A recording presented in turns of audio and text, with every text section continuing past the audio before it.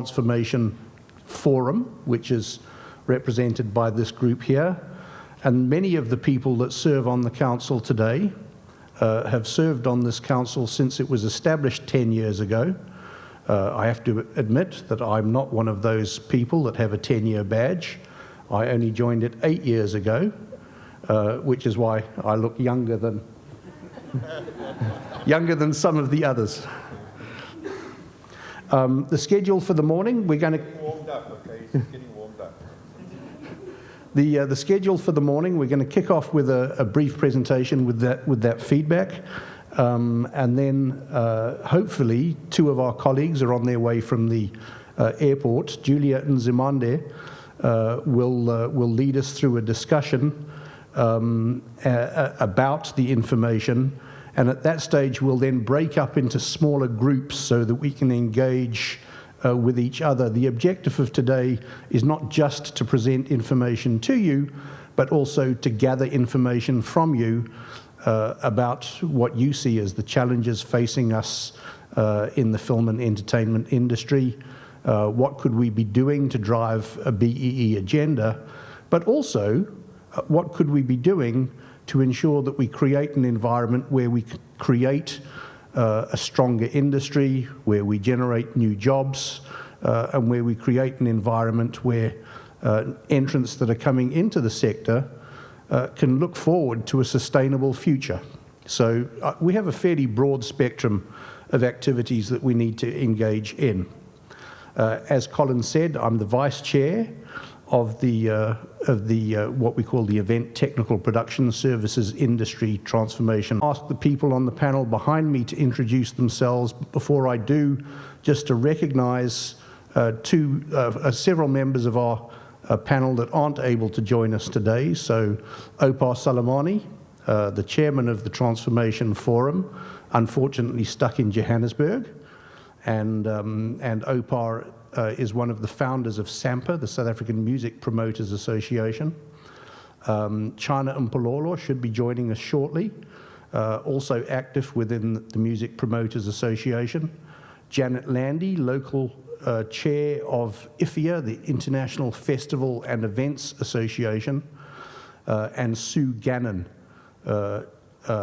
previously general manager of EXA, the Events and Exhibitions Association, and now one of the directors of SEPA, the Council of Event Professionals Africa. In developing this program, we gathered input from a large number of associations and external stakeholders. And so for everybody that's contributed input over the last couple of years, thank you very much. Perhaps I could ask the panel behind me just to introduce themselves, starting with... Me. My name is Gabby Leroux. Let me just get up to show you guys some respect. Look, there's not many of you, but from our side, we really want to show our appreciation for you guys turning up. My name is Gabby Leroux, musician, composer. Some of you might know my work, but essentially, in this context, I'm the General Secretary of TUMSA, the Trade Union for Musicians of South Africa. Activist and 100% committed to transformation in every level of our South African society. It's great to be with you this morning. Thanks.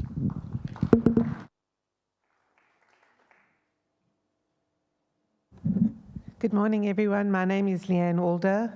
I am the current GM of EXA, the Events and Exhibition Association of Southern Africa.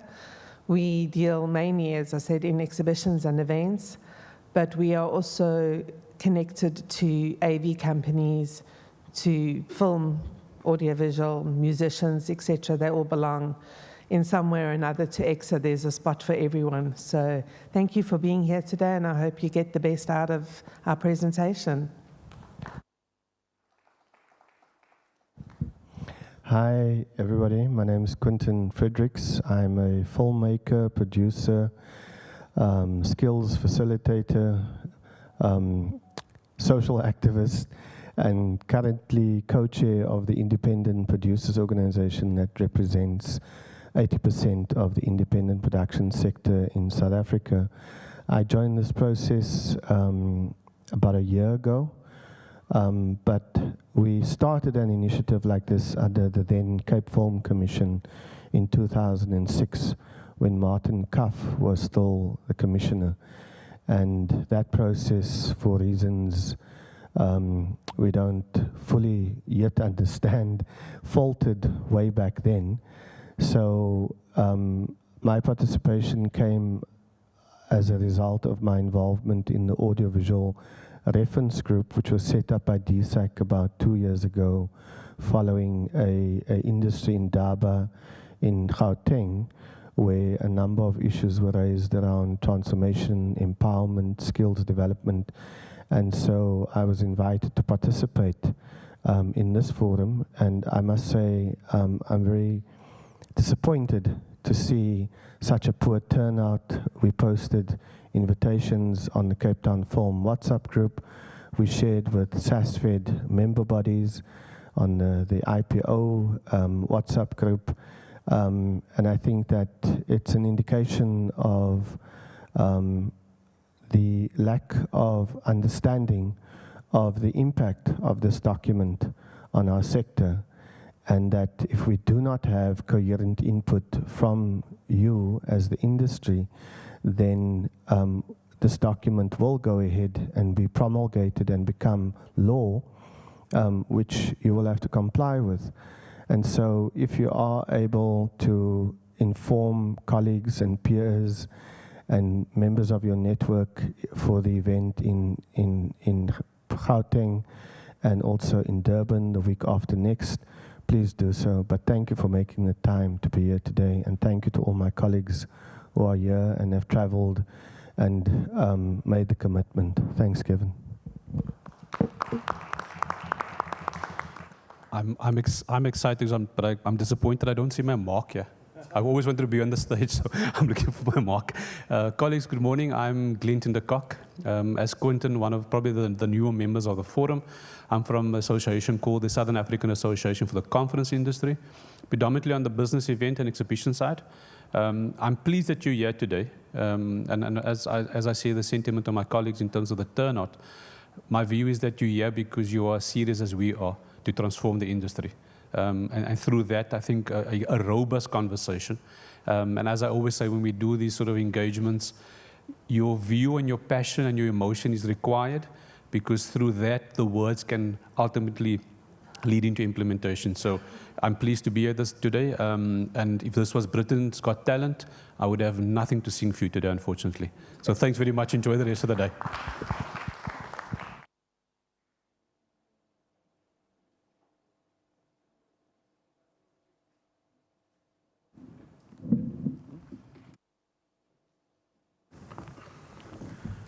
So I mentioned that we had a number of colleagues that were on the way. I'm told that they've just arrived. And so if you don't mind, I'm going to take a quick 5-minute break just to engage with them. And then we're going to come straight back.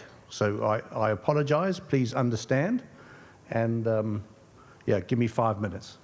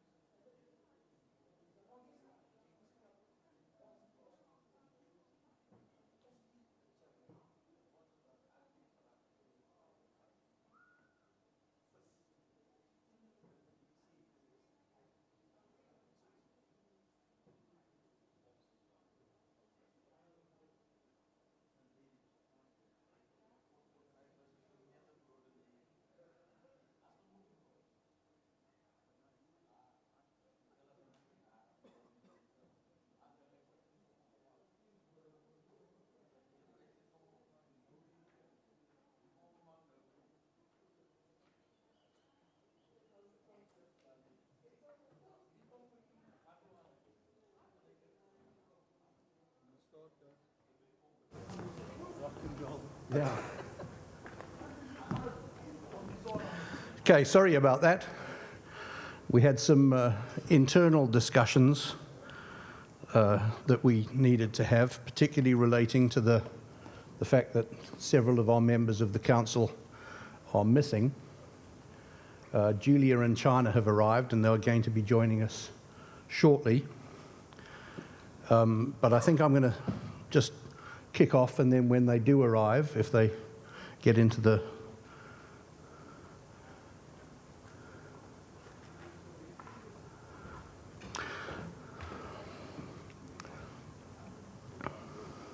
So over the last few years, various organisations in the events and audiovisual sector have put aside their differences to work on the development of an industry-specific BEE scorecard for our sector. Some of these organisations represent individuals and some represent companies. Some think our proposed codes go too far, and some believe that our codes don't go far enough. And here's Julia. Despite our differences, however, we finally agreed on a document we feel comfortable sending out to stakeholders. You should have all had an opportunity to download it in advance of this meeting. And what we're now doing is inviting comment and input so that collectively, with your input, we can develop a scorecard that serves our sector. One of the questions I've been asked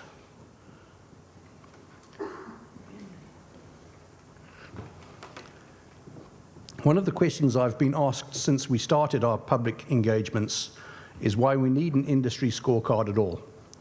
And if we do need a scorecard, why do we need it now when the events and audiovisual industry has been decimated by the COVID pandemic? The answer is provided by a quote from the Deputy Minister of Tourism, who back in September spoke about the clear need for transformation policy. It's a pity that some people have tended to understand transformation in a negative sense of it undermining free market principles and slowing down the momentum of hard-won gains in the broader economy, said the Deputy Minister. To the contrary, we as government see transformation as a necessary tool for nation building and social cohesion, which helps us redress the imbalances of the past. It helps us to ensure that people who were historically excluded from the economy also find a fair share of participation. These comments reinforced comments made by President Ramaphosa, who in presenting the South African Economic Reconstruction and Recovery Plan in April 2020, described how the COVID pandemic presents an opportunity to reset the South African economy. It is an opportunity to build a new, inclusive economy that benefits all South Africans, he said. Transformation and black economic empowerment stand high on government's economic agenda. We're very aware, of course, that down in the Western Cape, you have a DA-led government, and there will certainly be, I hope there is, a discussion about the validity of BEE policy. We're not hiding from conflict here. We actually want to encourage active dialogue so that we can find solutions to the challenges that we face in our industry sector. Before I talk about my next slide, I just want to, is China here? I just want to ask China and Julia to introduce themselves. Perhaps China, we could start with you. Introduce? Yeah. Should I stand up? Yeah. Thanks, Kev. Good morning, everyone. My name is China Mbololo. Don't ask me why I was called China, but I understand when I was born, my eyes looked like a Chinese. So all along, I thought it was a nickname, only to discover later in my birth certificate. I'm from this town, in a township called Langa, the most beautiful and the most talented township in the Western Cape. I'm a music promoter. I'm an executive with UNAP. I'm the president of South African Music Promoter Association, SAMPA. Thank you very much. And swap with Leanne. Good morning. It does. Good morning. Sorry about that. My name is Julian Zamande. Apologies for arriving a bit late from Joburg to be here with you. I'm the moderator, so I'm going to take over when Kevin is done. And I do feel, Kevin, with all due respect, if I could do this, I'd like the audience and the panelists just to please rise up. And a moment of silence for the 21 children that died in the Eastern Cape during an event, an entertainment event. As we are from the entertainment industry and events, I felt that it's the right moment just to a moment of silence, please.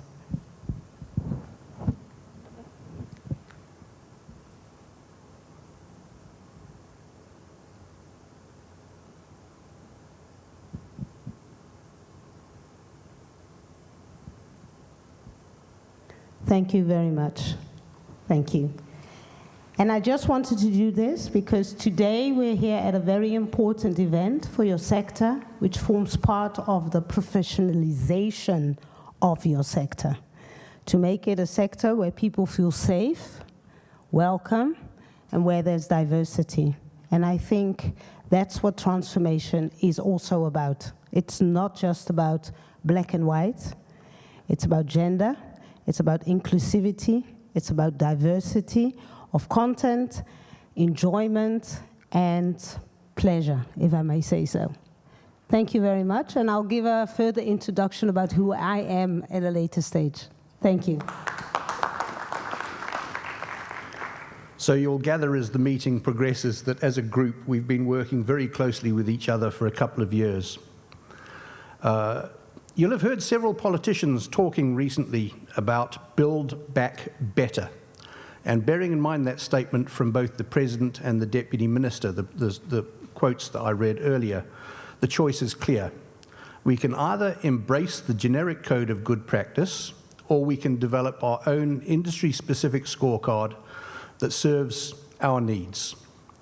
In exploring whether we should develop our own scorecard or use the generic scorecard, I'd suggest that the events and audiovisual industry is unique. We tend to have smaller companies with a low head count of highly skilled and experienced people. We employ freelancers as our needs dictate, and our revenues tend to fluctuate enormously because our activities are project-based. The generic scorecard is a crude tool because it's designed to be used across multiple industries where the structure of the organization is fundamentally different to that which we find in both the events and audiovisual sector. Using the generic scorecard is a bit like using a pipe wrench to remove a nut from a bolt. A spanner is a far more appropriate tool. And what we're proposing is to cast a bespoke spanner that allows us to implement a transformation agenda within our industry sector that is specific to our needs. But we need this to be developed with your input, and it needs to work for all of us. The proposed scorecard covers a variety of event formats, including sport, entertainment, recreation, religious, cultural, meetings, conferences, exhibitions, incentives, film and television production. Even virtual events fall into the scope of the event technical production scorecard. And in fact, it applies to any organization that generates more than 50% of their annual turnover from the events or audiovisual sector. I mention that. I don't know if there are any venues or hotels, for example, in the audience. But if the bulk of your income comes to you through the events industry, then this is the scorecard that would apply to you. In August last year, the National Film and Video Foundation released their 2021 economic assessment study that looked at the state of transformation in the audiovisual sector. they concluded that overall there are low levels of transformation within the film and video industry, with very limited transformation specifically in ownership and senior management. They recognize that the audiovisual sector has made steady progress on the transformation front in terms of employment, but actually in terms of the ownership scorecard, a very poor showing. Their report specifically highlights the lack of self-sufficient and sustainable black-owned film enterprises. It also describes how, beyond the public sector, black filmmakers and producers often cannot raise or access the funding that is required in order to perform their tasks. Similar research exists in the events industry, where we find high barriers to entry for venues and technical production companies because of the high capital cost involved. There are almost no barriers to entry for event organisers who don't require a high capital investment, but events itself is a high-risk business, and so despite the low barrier to entry, and perhaps even because of it, the failure rate of businesses entering the events industry is very high. As with the audiovisual sector, transformation at higher skill levels within the industry has been painfully slow. Black-owned technical production companies find it difficult to raise capital or access private funding, and there's limited opportunity for training and skills development, particularly in relation to business skills required for business ownership and business management. In order to address these issues, we've taken a long look at the core elements of the BEE scorecard and radically increased the transformation targets for ownership, management control, and skills development. We've also increased the points needed to achieve the various BEE levels, so that while there are more points available in each category, the targets are also raised. I'm just going to share a few examples of how the proposed scorecard deviates from the generic scorecard. And a good place to start is with the ownership targets. In this instance, the target for exercisable voting rights in an entity held by black people is increased from 25% plus one voting share to 40%.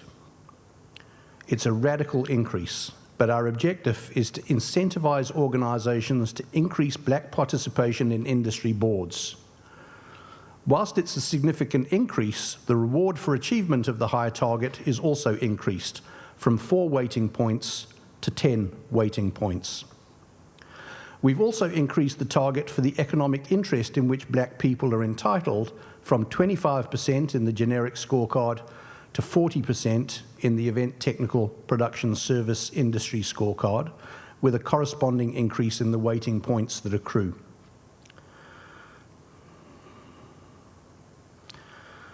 We've proposed a significant increase in the targets related to the economic interest of black persons in shared ownership schemes and cooperatives, raising the target from 4% to 20%, a huge increase. But our objective here is to encourage black people to embrace empowerment structures and to encourage companies to sell shares to their employees so that the employees get involved in the management, leadership, and operations of the company. We're looking for greater equity participation from staff and surrounding communities. One of the big concerns identified in the research carried out by the NFVF, the research that I spoke about earlier, revolved around the failure of black employees to progress into middle management positions. And so we've proposed a target to address this bottleneck and create an opportunity for junior employees to progress in their career. This target doesn't exist in the generic scorecard and is introduced in response to the specific challenges that exist in the film and events industry. We've also doubled targets for supplier and enterprise development, encouraging companies not only to create employment opportunities for their own staff, but also to create a black-owned supply chain that can feed into their business. We've also increased the target allocated to training and skills development because we want to encourage on-the-job training, mentorship, and work-integrated learning, as well as a more formal education that leads to the award of a qualification or a professional designation. And then finally, we've increased targets for socio-economic development because we believe that the events industry in particular has the potential to offer employment opportunities and feed into a much broader event community.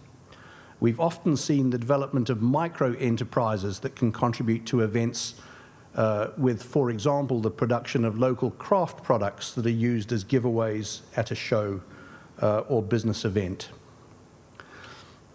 So in putting this together, we've tried to take a collaborative approach that takes into account other government initiatives. For example, SACWA has registered several professional designations in both the film and events industry, and we want to encourage people working in the sector to earn a professional designation that recognises their skill, knowledge and competence. We're aware that there are funding initiatives offered by the DTIC, particularly relating to their film fund, and we want to ensure that our scorecard supports their transformation objectives, but also that their funding policies support our objectives, particularly relating to training, skills development, and industry certification. In the events industry, we're aware that the National Convention Bureau offers programs that provide financial support to events hosted in rural communities. And again, we want to ensure that the Convention Bureau's funding policies are aligned with the transformation agenda. We're also aware that NEDLAC, the National Economic Development and Labour Council, are exploring options to drive the economic recovery of the sector. And again, we are actively working with NEDLAC. Ideally, what we're looking for is for all organs of state to be aligned in the 5 pillars of transformation so that by working together, we can fast-track black economic empowerment in our country and create an environment that brings economic prosperity to all. But this vision, as grand as it seems, is not easy to achieve. In the BFI Skills Review published earlier this week, so BFI, the British Film Institute, they celebrated the British production boom, but they also pointed to a looming crisis, suggesting that there was, in the UK, a shortage of 40,000 workers in the film industry. This is a prediction that they're punting forward to 2025, but their shooting schedules are already being affected by a skills shortage, and they're addressing that skills shortage in part by developing training and skills development programs. And I think Seaton is in the audience somewhere, so well done to the Film Academy down in Cape Town. But they're also addressing their skills shortage in South Africa, in the UK, by recruiting crew from South Africa. And the question is, once these crew members leave, will they ever return? And of course, it's a question we simply don't know the answer to. Oh,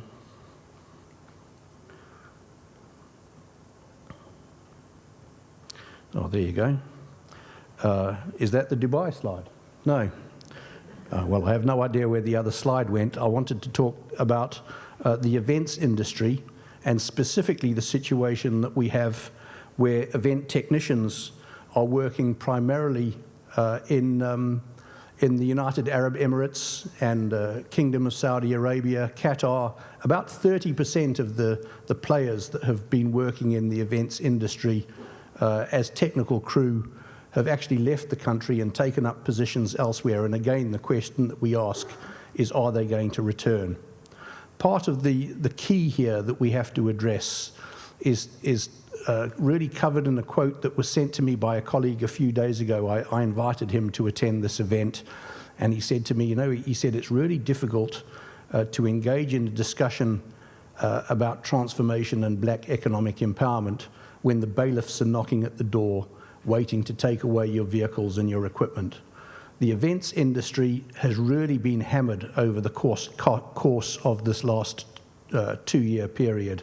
And so what we need to do is to find a balance between driving the economic recovery of the sector and creating employment opportunities and driving a transformation agenda so that we can create an industry that is sustainable, that is world-class. If we don't address these challenges, the reality is that South Africa's ability to attract large format events and large format film and television productions will simply evaporate. Evaporate. And I don't think any of us can afford to have that happen. So that's our presentation. I think I'm going to hand over to Julia. And Julia, if there are questions or... Actually, I'm going to hand over to Julia. Julia's... Yeah, you can come here. Yeah, Julia can work her magic. Tell them we're going to do question and answers. Well, yeah, you can. Your glasses? Others? No, Whose I've got my glasses hair. are I don't know they? whose those are. Oh, okay. Can you all hear me? Am I audible? Because, I don't know. Oh, yeah, this is much better. I think Kevin did a brilliant intro.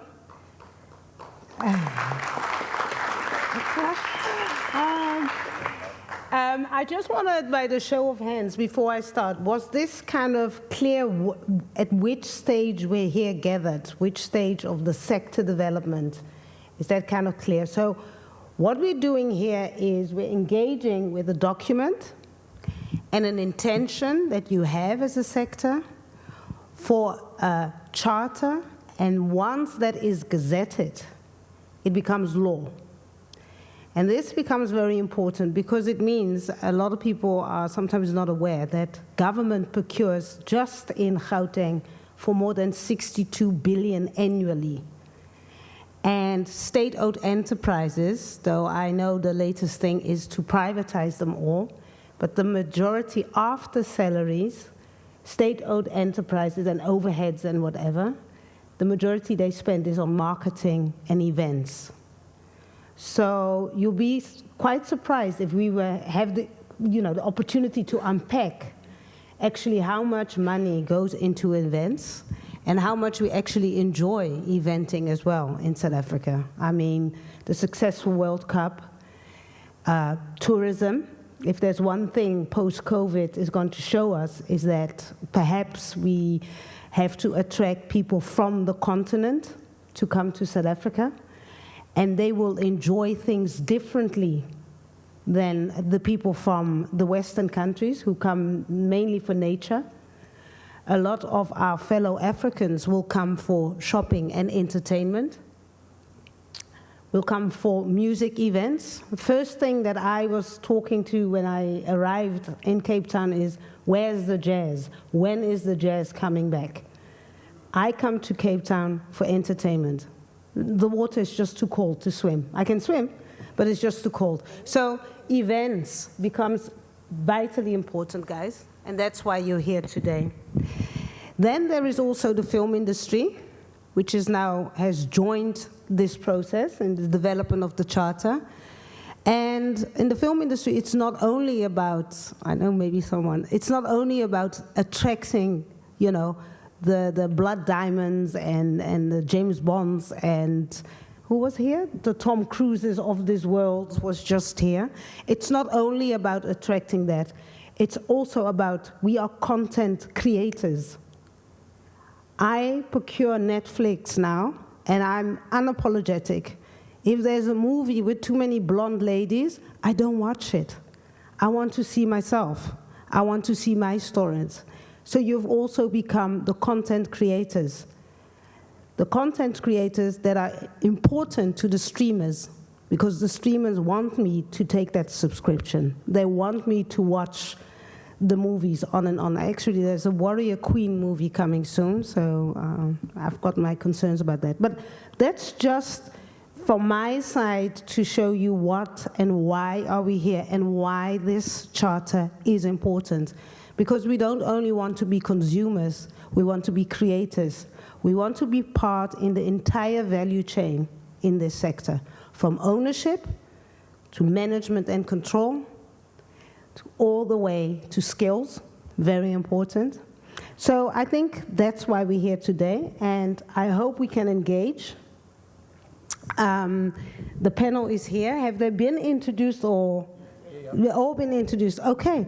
So I think I'd like to open for question and answers. And I don't know if there is a roving mic. So who is going to handle that? Or are we just going to pass it around? I can't see much because it's, oh. Is this one working? Give us a peek here. Okay.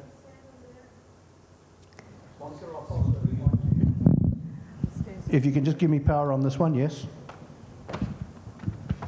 Okay, you give that one to Monica and I'll go the other side. Where's the next question? Good morning.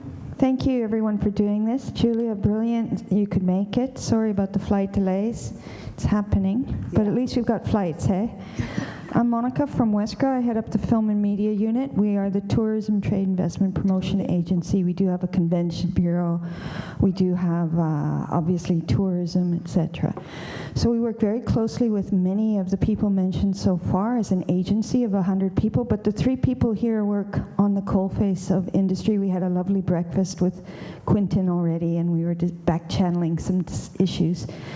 My issue for you as a panel is, what is the division between this scorecard, please, and the MAC scorecard?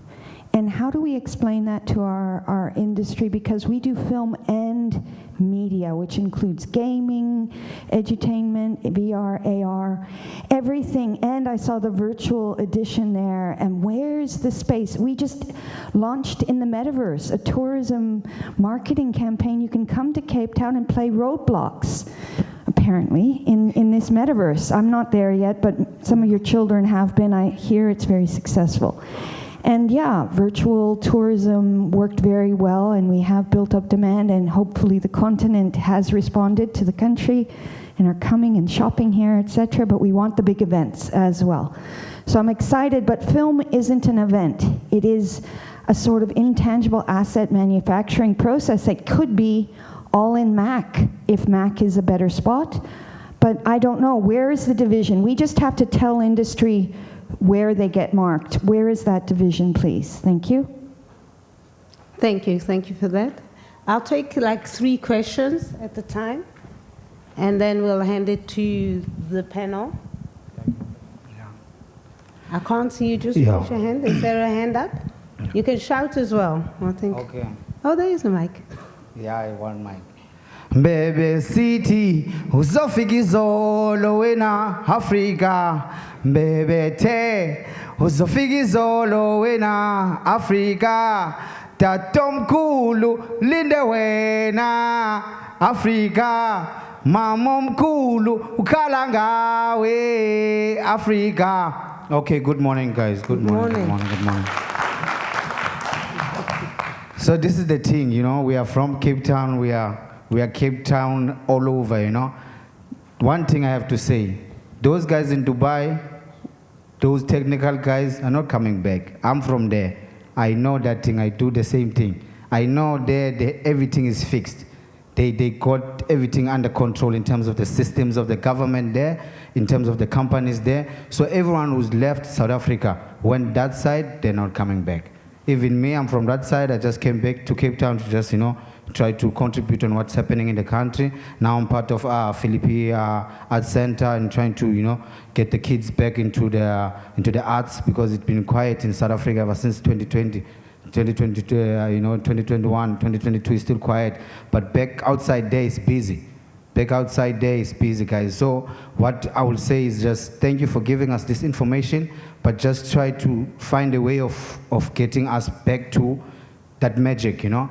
The magic is gone, you know. It's the arts we're talking about at the end of the day. It's not mathematics, and it's the magic, something that we don't know where it comes from, but it's there. It has to unite us. It needs to make us, you know, as the sister said, you know, Africa needs to unite. So if the tourists can be our own brothers, then it's better. Culture sharing, all those things, you know. So let the doors open. We are there. It's not just we are few people. These guys we are seeing here, these are the heads of communities.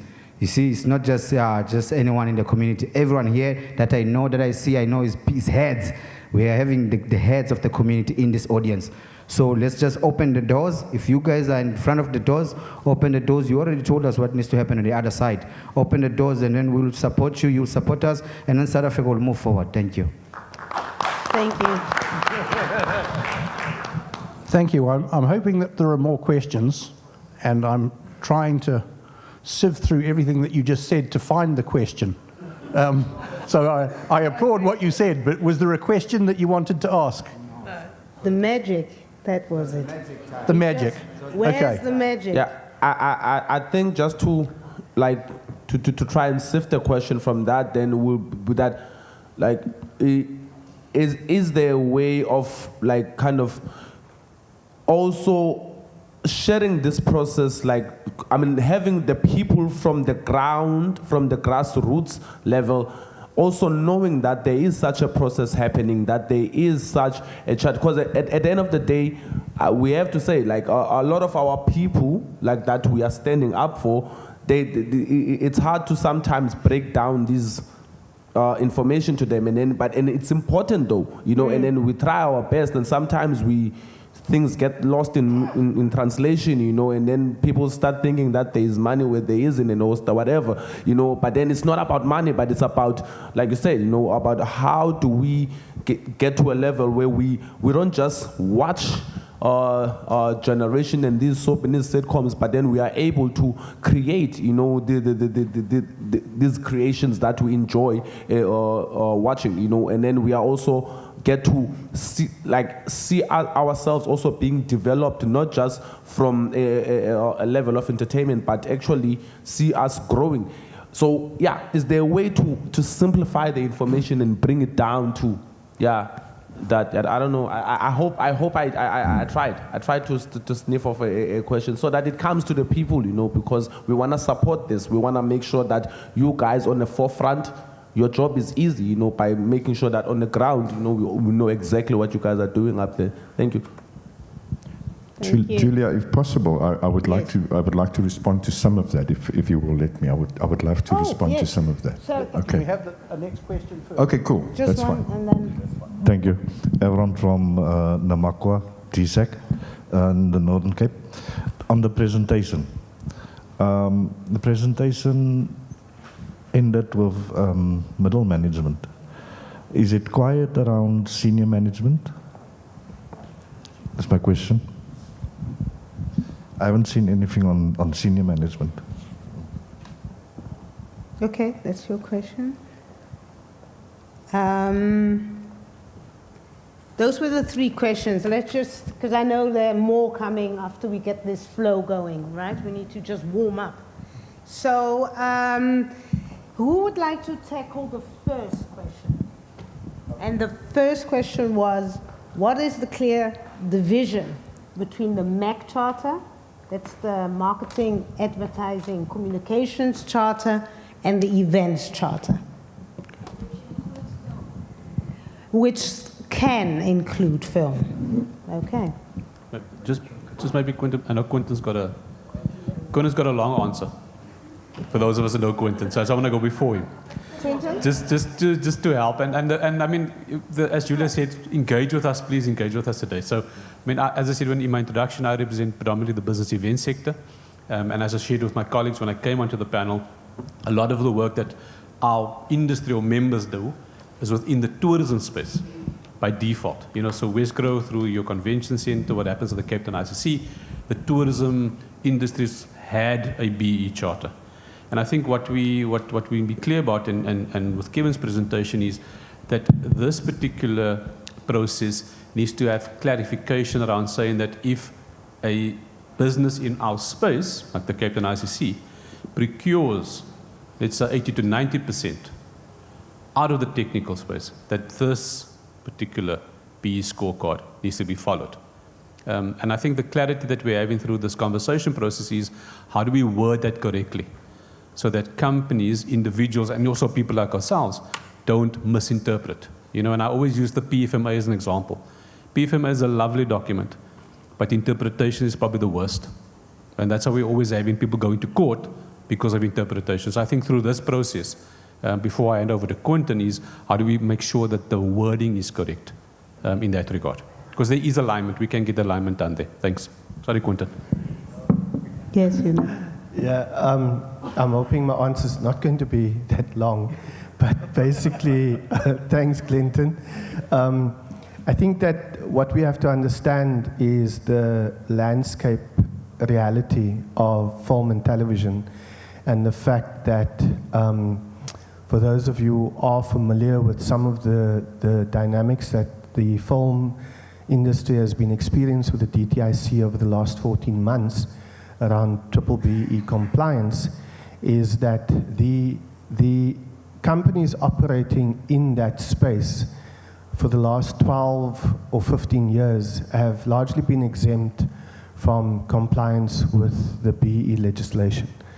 And that is not through any fault of their own, but simply through a deficit in government thinking and understanding of the need to engage the industry on that legislation.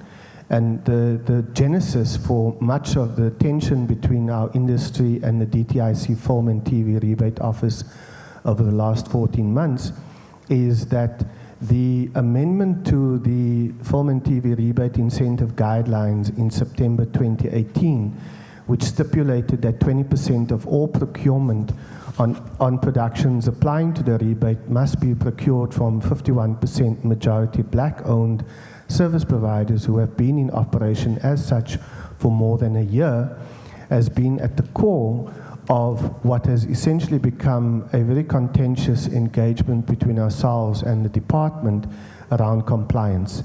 And the simple reason for that is that the departmental officials have been applying the generic BBBE scorecard requirements with neither the specialization in terms of knowledge or expertise to actually interpret the legislation appropriately. And what it's done is it lent itself to legal challenge. And in 80% of the litigation, the courts have ruled in favor of the companies who have lodged a complaint. And so this distinction clearly is, and the alignment with this particular draft scorecard is to remove uncertainty and to establish clarity on what the compliance requirements are from our sector as regards the existing BE legislation. And that's a very important distinction that we need to understand, because it has caused absolute chaos, and the economic and other consequences of these repudiations on companies that were pre-approved on rebate payments totaling something like 650 million about 6 months ago has been absolutely devastating.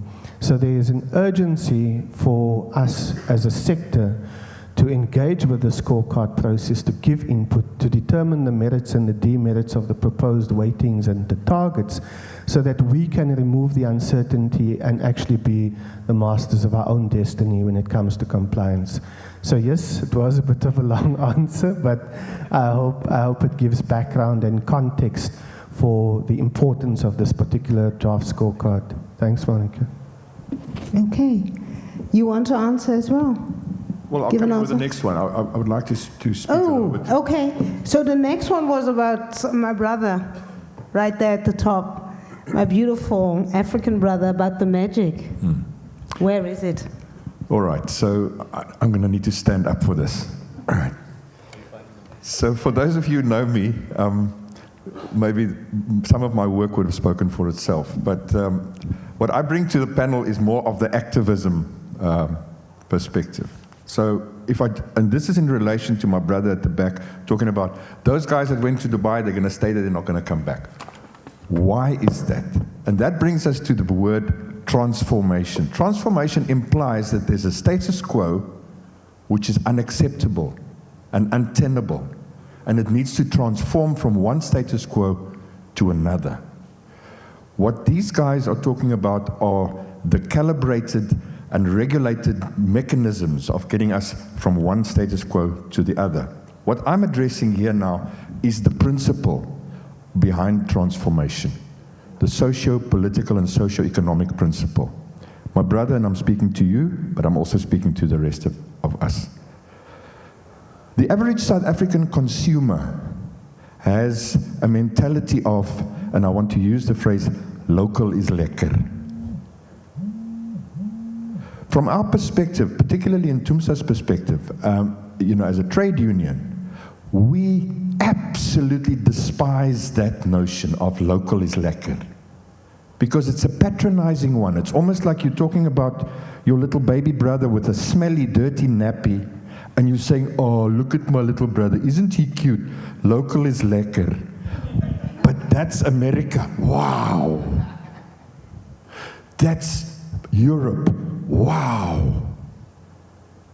So someone alluded to how does our industry and what we do, and the technical guys and events people, what do they do with regards to tourism, and how do we connect with the rest of the planet in terms of consumer demand?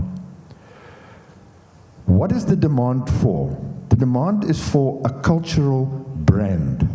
What is it to be South African? What does South African represent to people who look at us from far shores, want to come here to tour, or want to consume our product, or want to go to fashion shows in Europe, where Sienna Morena designs are all over. And essentially, my question that I'm posing is, when you go to Spain, what experience do you have by going to Spain? You don't want to experience New York when you're going to Spain. You want to experience Spain. When you go to Greece, you want to experience Zorba the Greek. When you go to Brazil, you want to hear samba music. When you go to Cuba, you want to hear salsa music and understand about the revolution and Fidel Castro. So that is essentially the purpose of transformation. To get us not only the black economic empowerment, because that is implied in the fact that black people were denied the opportunities of the means of production. And even the status quo now doesn't reflect nearly, even scratching the surface of the transformation needed to get us from the old status quo to the new one, where Africans define South Africanism, where Africans define the South African cultural and creative brand, where African technical people can use their world-class skills to present our cultural brand to the planet, to the extent where their appetite can be satisfied. And I'm going to conclude with the appetite. The appetite is clearly there. I spoke about our designs on the fashion stages of Europe. I want to speak to the movie industry, Invictus, etc., where we use international actors to come and portray Madiba, etc., etc. If we as South Africans don't robustly approach transformation and get it done, we will have this status quo lingering for another 10, 15, 20 years, and slowly but surely we will be drifting into an unidentifiable notion of aspirations of Americanism. That is the biggest task that transformation has. The process of transformation, and what's happening here there are clear guidelines for the sector that we find ourselves in to get us from the one status quo to the next. Once we've achieved that, previously disadvantaged and disenfranchised people will be the majority in the decision-making of the industry as we know it now. And that's where we need to go. Robustly, unafraid. That's what these guidelines are for. Thank you very much. Thank you. China. Thanks. No, I just wanted to clarify two things. Yeah. Firstly, those who don't know him, forget about being an activist. He's a super producer. One of the best producers in this country, came with big hits, Yonkalagata, Uzoitola Kanjani Tronin, that's Gabi Leroux. I've never seen a white man creating good music for black people. He just changed the narrative. So he started by transforming music before he transformed the sector.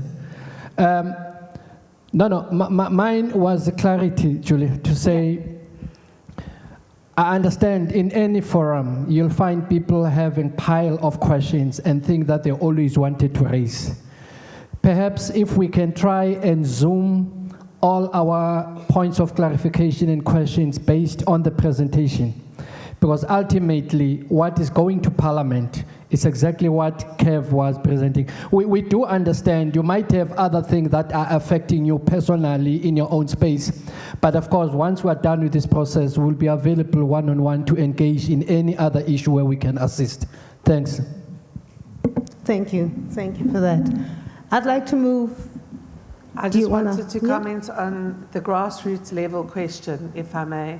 No problem. I refer to one of my most favorite movies. I don't know if you've seen it. We're in the film industry, so I'll bring it up, called Cool Runnings.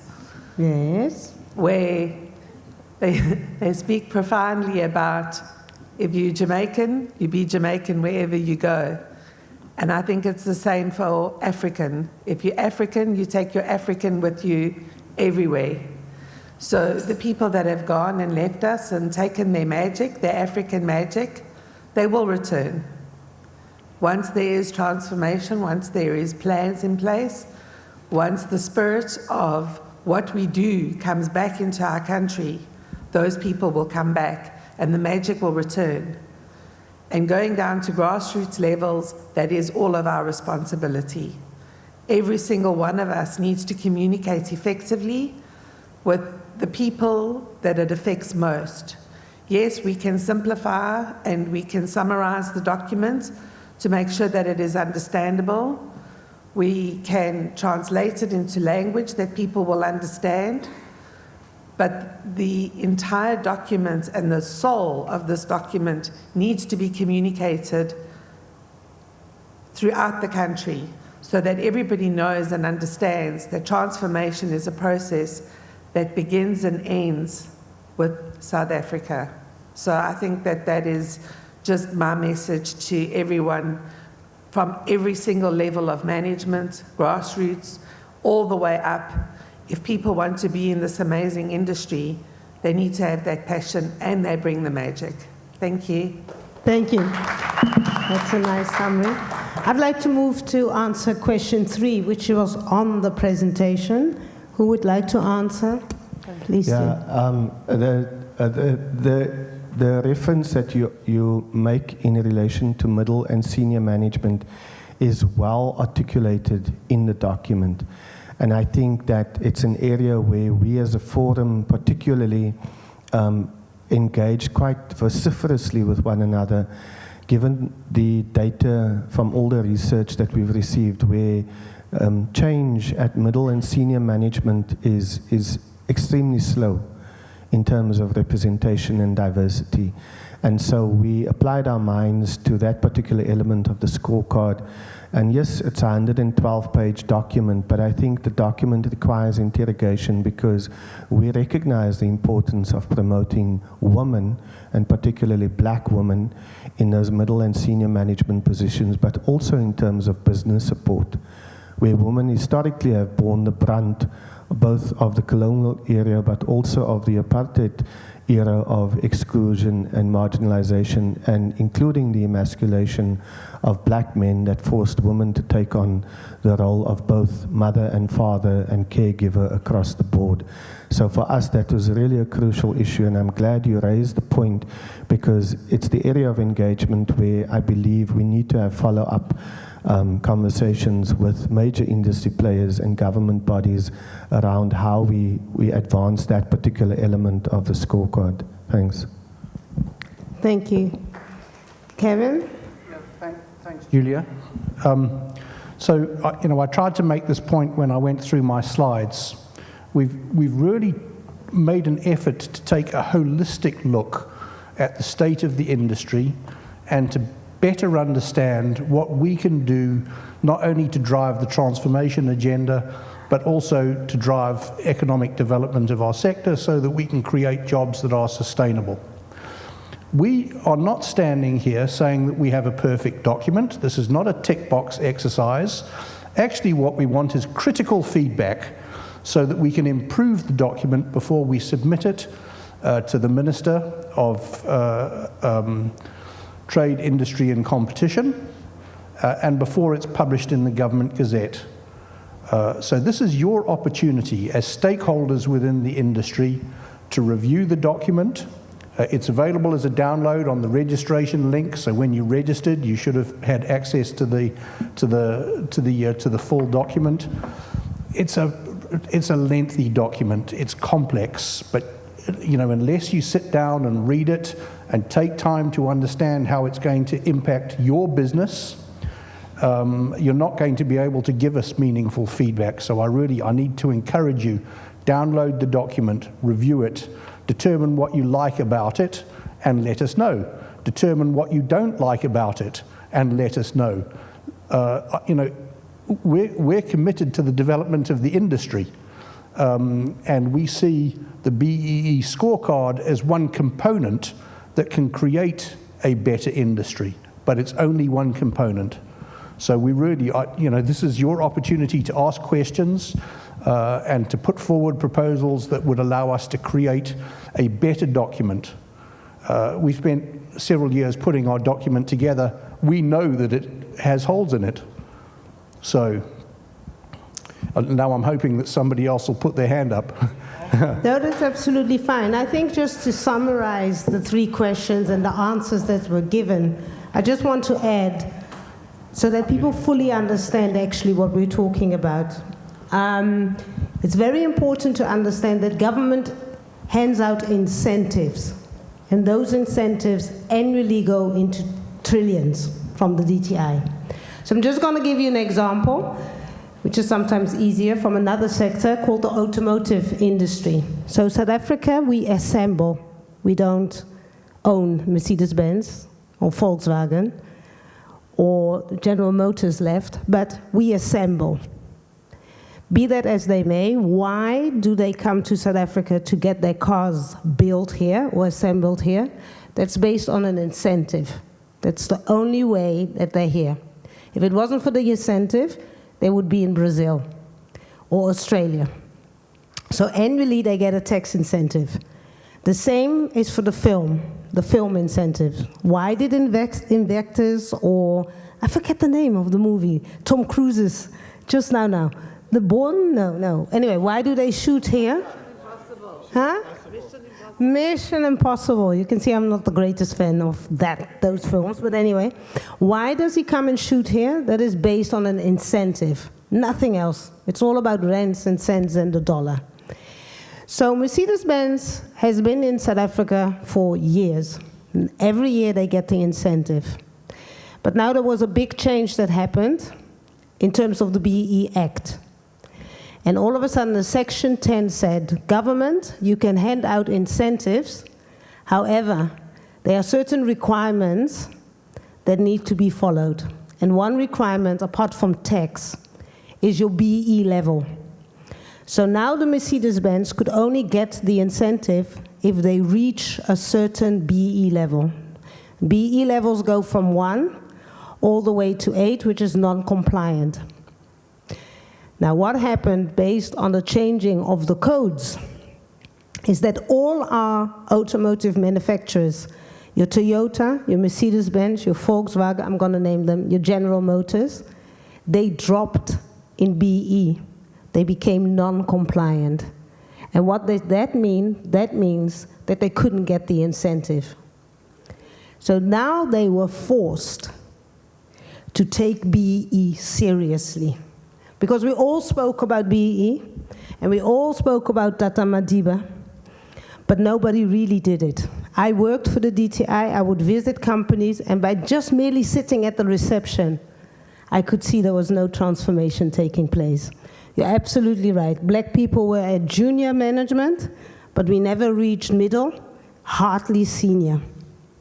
So these codes are important, and though we focus only on the negative, some BEE boys and girls, I can tell you BEE has made an impact. I would not be standing here, and a lot of us clever blacks wouldn't be around if it were not for BEE. So don't underestimate BEE. But what I'm trying to say is that that's how important it has become. And that is never really brought out in the public. The same with our MTNs and Vodacom. If they don't reach a BE level 4, they will not get an ICASA license. They will not get this latest thing called Spectrum. So that's just to give you an idea why BE is important and why a role of government is also important. The gentleman at the back said it. Why Dubai? Dubai government wants entertainment in Dubai. So they put a lot of subsidies, they support it, a lot of policies in place. But also the people in Dubai see their strength as an entertainment mecca of the Middle East. And I think sometimes we as Africans are also to blame because we just, and I think it comes from our indigenous, singing is given to you. That's the gentleman who can sing. I can maybe dance, not really. I don't know what went wrong. But for us, it's something that was given to us, right? We don't exploit it. So sometimes we don't understand that what it is that we're doing actually has value, monetary value, and that others exploit that monetary value. And we sort of just give the magic, but we don't monetize the magic. We don't do much more with that magic. So that is really where I wanted to add. You wanted to add some film magic to that? Yeah. I feel compelled to respond. Yeah. But I love the way Julia rolls on all these issues from a holistic point of view. I just wanted to comment on two things, is that we have a challenge in South Africa where we have amazing policy and legislation. But then the problem comes with the interpretation and the application of the policy and the legislation. And often that's where the deficit arises and where the tension arises.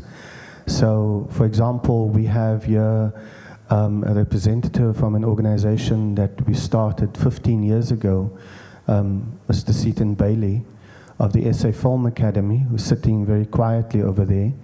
And we have had 400 alumni graduate through the corridors of the SA Film Academy over the last 15 years. But the data has not been captured nor reflected in much of the research of what that investment actually has been in the development of black up-and-coming management, creative and technical talent.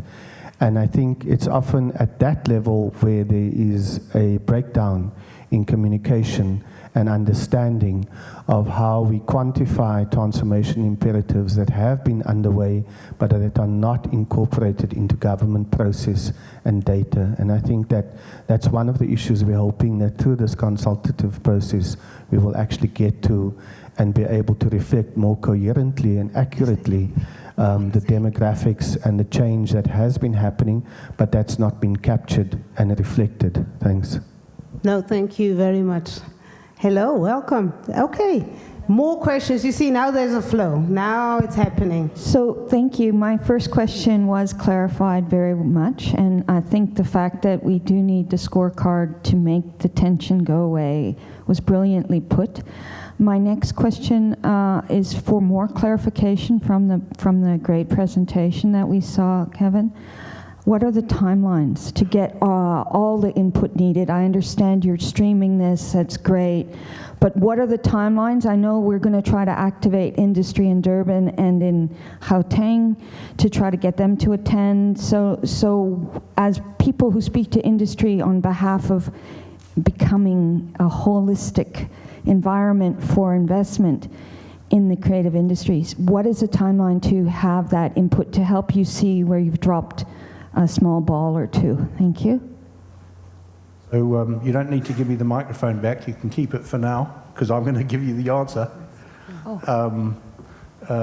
I think that we started the process of public engagement in August last year, and during August, September, we ran a series of webinars. We're still during COVID crisis, and so we ran a series of webinars where we presented much of what we've presented today.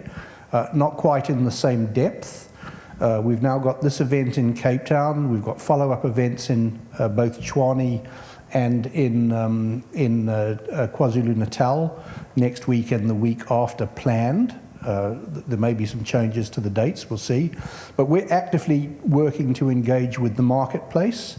And really what we're hoping to do is to encourage feedback from each location within a month of our presentation.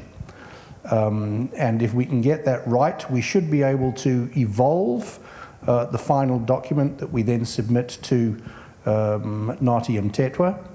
And once he's signed it off, it'll go through to DTIC. They may well come back to us with questions. Julia assures me that they will come back to us with questions. And they've already said that our proposal is probably too aggressive, and they'd like us to tone it back a little. But as I said, what we're trying to do is to develop a program that is relevant to the needs of the sector in which we operate. So we're going to put together a proposal that we think will work for us. If they don't like it, then it's up to them to tell us what they like and don't like. Yeah, and then it takes another 3 months, because then it goes out for the general public again. Another 3 months, it will be a draft gazette, and then finally it gets signed off and be final and become law. Yes. Hello. Hi, everyone. My name is Jacinta Denobriga. I'm a film producer. And I wanted to comment, and then I wanted to, I guess, bring up a challenge that I see within my industry. And so I love, BEE is important. I have seen the benefits as a black female being able to be in this industry. But I think the biggest challenge that I have with engaging with black suppliers, because we have our incentive dictates we have to have 20% black suppliers. There are many black suppliers, but they don't even know the first way of how to open up a company, you know, and then they don't have the right paperwork. So that for me is the big issue. You know, how do we upskill emerging, I guess, producers, suppliers? How do we actually get them to that point? Because I've dealt with many black filmmakers, or at least suppliers, and that's always the issue. And then I end up helping them, but then we have the issue about 1 year, et cetera, et cetera. So then you're forced to deal with non-compliant businesses, because what else is there to do? The other issue that I have, is the challenge is that, you know, the gentleman talked about we have to be robust in transformation, and I love that. But the reality is we need money. It's called cash flow. So we can go out there and get the incentives, because the DTI incentive, they'll give you the money, but they're not going to give you 40% until the end. I don't have rich parents that can cash flow. A bank's not going to give that to me. So that's where we have the issue with emerging filmmakers not taking advantage of these incentives, because 9 times out of 10, they've got to find an investor or money to cash flow it, so that they lack the resources. So it's great to have BEE, and I love this talk about transformation, but as a filmmaker and a business owner whose challenge is always around cash flow. And then there's all these other people with cash flow issues. You can get the money from government, but then they're going to go, produce the event, where do you have the money to pay for all of these things? And then you can get the money in a couple of weeks' time. So I'm just, have we considered that? I want you to pause so that we can answer, then we'll come back. No, I'm great, I can feel there's more. We'll go to the top. All the way? Oh, there. Sorry, it's the light. Yes, I can hear you. Sorry, me again. No, from Namakwa. We're up there. Mine is more spanner in the wheel. You see, everyone from Cape Town or Kimberley or Joburg will have easy access to resources given by government. But everyone from Namakwa or Springbok or from Rimfasmark don't have that same capabilities that everyone from Joburg has. Does the document make provision to assist your rural upcoming entrepreneurs in the industry? Because that is a big challenge that we have, that if you want to make it, you need to move. And it's taking the person from the area that could have contributed within that area, specific area as well. Another brilliant question. Thank you. I hope we'll answer. Was there still one question? Yeah, okay. Oh. So there's this thing whereby sometimes people who do arts, like I do arts either if there's what you call the strategy or no strategy, I just do the arts so that the arts is done. Everyone understand that this is the arts. So there's a point whereby when you're an artist, you don't have to talk. You know, you don't have to write all these things. You just do the arts. You just paint. If you have to paint, put it there. Let them see the painting. So even if, like for me, I'm loving the document, you know, and now I'm trying to process in my mind that which other way should we show these people? Because let's say you're going to take the document, it's going to go to the parliament, and then the parliament bans, and then the document bans, and then we come back, we sit again, we're like, okay, what do we do now, you know? Let's write another document. We can't, you see? So this document, it has to be one of those documents where we say, after this document, as activists, we need to make sure if this document doesn't reach this level and this level to their minds, the people who need to be submitted to, then we as activists of the arts, let's show them the arts. You see, so that we know that after this session, we know at least we are obligated to this document.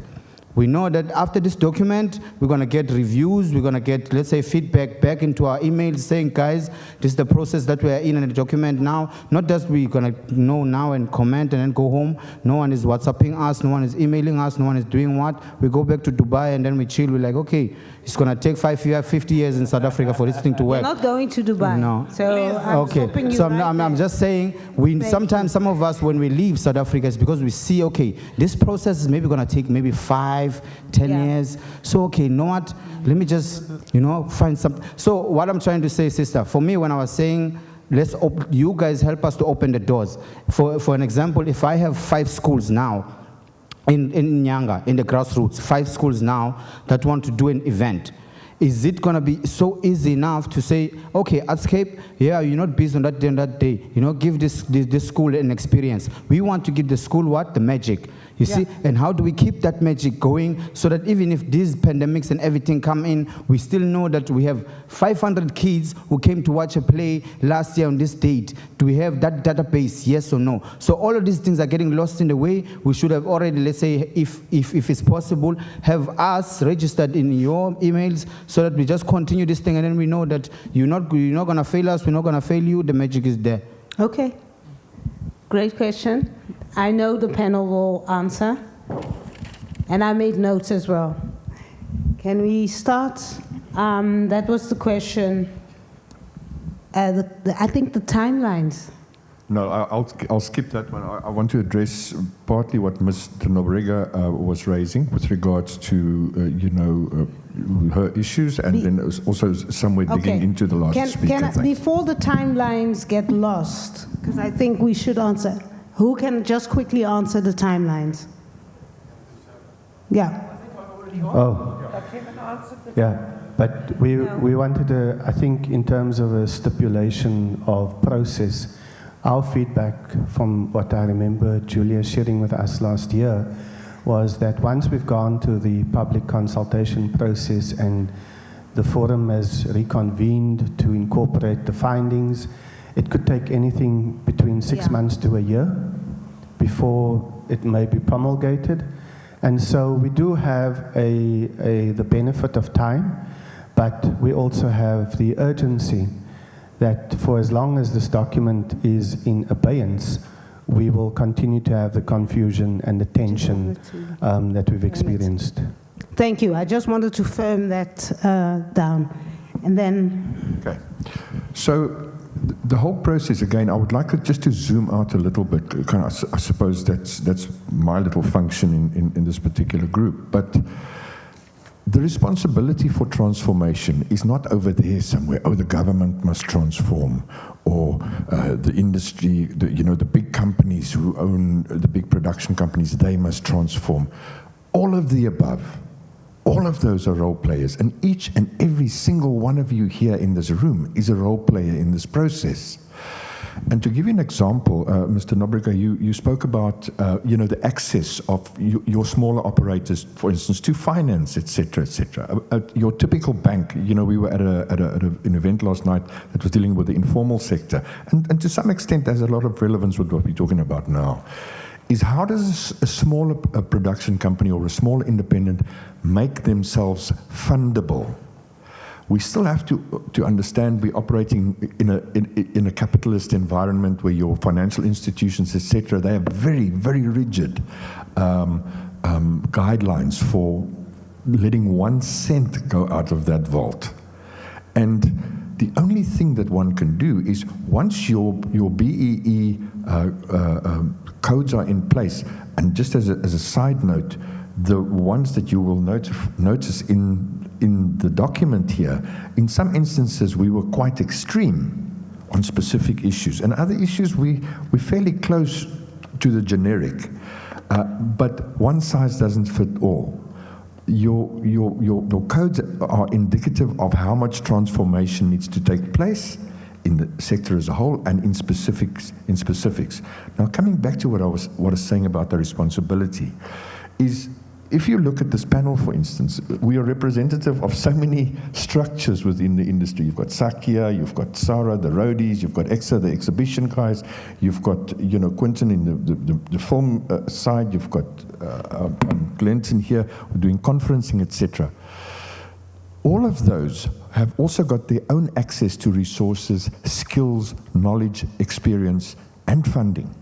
And part of their endeavors are to indulge in development strategies, workshops. They do that, all of us are involved with that all the time. And for small operators to make themselves more fundable, they need to plug into these structures. And on that basis, honestly, what we're doing here this morning is an example of such an empowerment initiative. And on that basis, this room should have been full. This room should have been full with people coming here to find out how they can plug in and fulfill their part of the responsibility. I can conclude with this, is that, for instance, and this is talking to the gentleman from Namakwa, and I gather that you're from the local government there, Department of Arts and Culture, right? So you guys have got a budget. A budget is allocated to you both for the province and the region and the municipality, and proportionally each one of those budgets need to be allocated to the development and developing people to make themselves more presentable and more fundable, so that it can be in line with what your typical APSA or your F&B or your Standard Bank guy who's looking at your application for funding for, I don't know, a movie or a show or an event or whatever, saying, what do I have here in terms of collateral? What is the risk? And the more small operators can empower themselves to understand how risky their proposals are and how they need to kind of alleviate the tension that it presents to a potential funder, to fund that, to take the risk. Those are very, very important. So it's not a process that lies in the hands of just the government or the private sector or big companies, whatever. All of us have got a responsibility to become part of this transformation process. So I hope that answers some of your questions. Thanks. The next panelist, everybody wants to engage from the panel, so I'm roving the camera, the mic. Sorry. Just to practically help in terms of the Northern Cape question around the rural issue there, and it's sort of, and that's why I sort of put my hand up, because Gabby set me up, is that within our particular sector, as I said, predominantly business events, we work within the sort of hierarchical system. So when you present to the portfolio committee in Parliament around tourism, the question is what you're doing in the rural areas. The response is very simple. We are in the process of rolling out, which has now become some sort of a policy decision within the National Department of Tourism as well as South African Tourism around villages, towns and small dorpies. So we've taken events last year, particularly to Paris. And one of the first things that you encounter there is at a technical level, let alone finding a photographer, you have to find him in another small dorpie. But you have to work with the locals there. Because me coming in a suit helps nobody, including myself. Because understanding what the local opportunity is, I must speak to the local individual that then connects us there. So we took a risk, which some people told us, but a huge opportunity, because now Paris has got 4 events lined up for the rest of this year. And we took in 60 people who have never gone to Paris. And out of that, we've just come back from the Eastern Cape. We're going to Northwest in 10 days' time. And Kimberley and the Northern Cape is on the radar. So I'm going to share my contact details with you because, in part, as we always say, South Africans, we're good at talking the good talk. The issue that we have in my sector is how do I actually show you that that's happening? Because when we go back to the portfolio committee, probably in September, October this year, the first question they're going to ask is, show me your portfolio of evidence. So around that, Northern Cape is on the radar. So we're going to do the entire country, not before September, obviously, but before we go to Meetings Africa, that happens in February of next year. So there are some good examples where some of what we're talking about in terms of the scorecard is actually happening, but I hear the issue around where's the working capital. And I think with the beauty of this particular panel and how we've been brought together, each of us have access to some form of funding, but it might not necessarily meet like a film need in terms of what Quentin is speaking about, but there's an opportunity around the network that we share that could help each other. And I think I really want to maybe chat to you further during the break, once we've wrapped up here, as to how we can actually get you to one of those sessions. Because again, there's funding available to bring a business event. So it might not be an event in terms of how we think about it in terms of the Durban July, but it's an event that will take place there. Thanks. Thank you. Yeah. I want to just speak to some of the issues that Jacinta's raised that I think are absolutely crucial to understanding the challenges that black businesses and particularly black female-owned businesses face. And that is the barriers, the multiple barriers of entry for you as an entrepreneur or as an aspirant entrepreneur to actually engage in any form of meaningful economic activity that ensures sustainability in your business. And in 1996, I was representing the informal sector at the first President's Conference on Small Business Development in Durban. And the same issues around barriers of entry in terms of access to finance, capital, markets, networking, linkages were articulated then. And my then ex-lecturer, Alistair Raitis, was DG of the Department of Trade and Industry. And we were grappling with these issues. And we're still grappling with those issues, where, for example, the lending criteria of the Industrial Development Corporation says that they will come in as the investor of last resort. Now, everywhere else in the world, government development institutions underpin investment in small business development, particularly in territories like the EU, where they are the investor of first resort to attract other investment finance and development capital. And so what we've asked for as the IPO to the Audiovisual Forum is a review of the lending criteria of these development institutions, like the Department of Small Business Development, like the IDC, the National Empowerment Fund, and even some of the development financing and incubation funds of the Department of Trade and Industry itself. And that's an ongoing engagement. We've also asked for increased investment in the budget of the National Film and Video Foundation and in the various film commissions to support small business development. And I think that you've highlighted an issue that is a universal issue, and that part of what we've suggested in the document itself under the category of enterprise development is we are proposing an increased weighting percentage investment of 1% of net profit after tax in supplier and enterprise development to 2%, to incentivize businesses to develop those linkages with aspirant and existing black-owned businesses. And I think that those are important issues that require further interrogation and engagement. But suffice to say that it's an issue that we are painfully aware of and constantly trying to find ways outside of the financial paradigm of the institutions we're working with.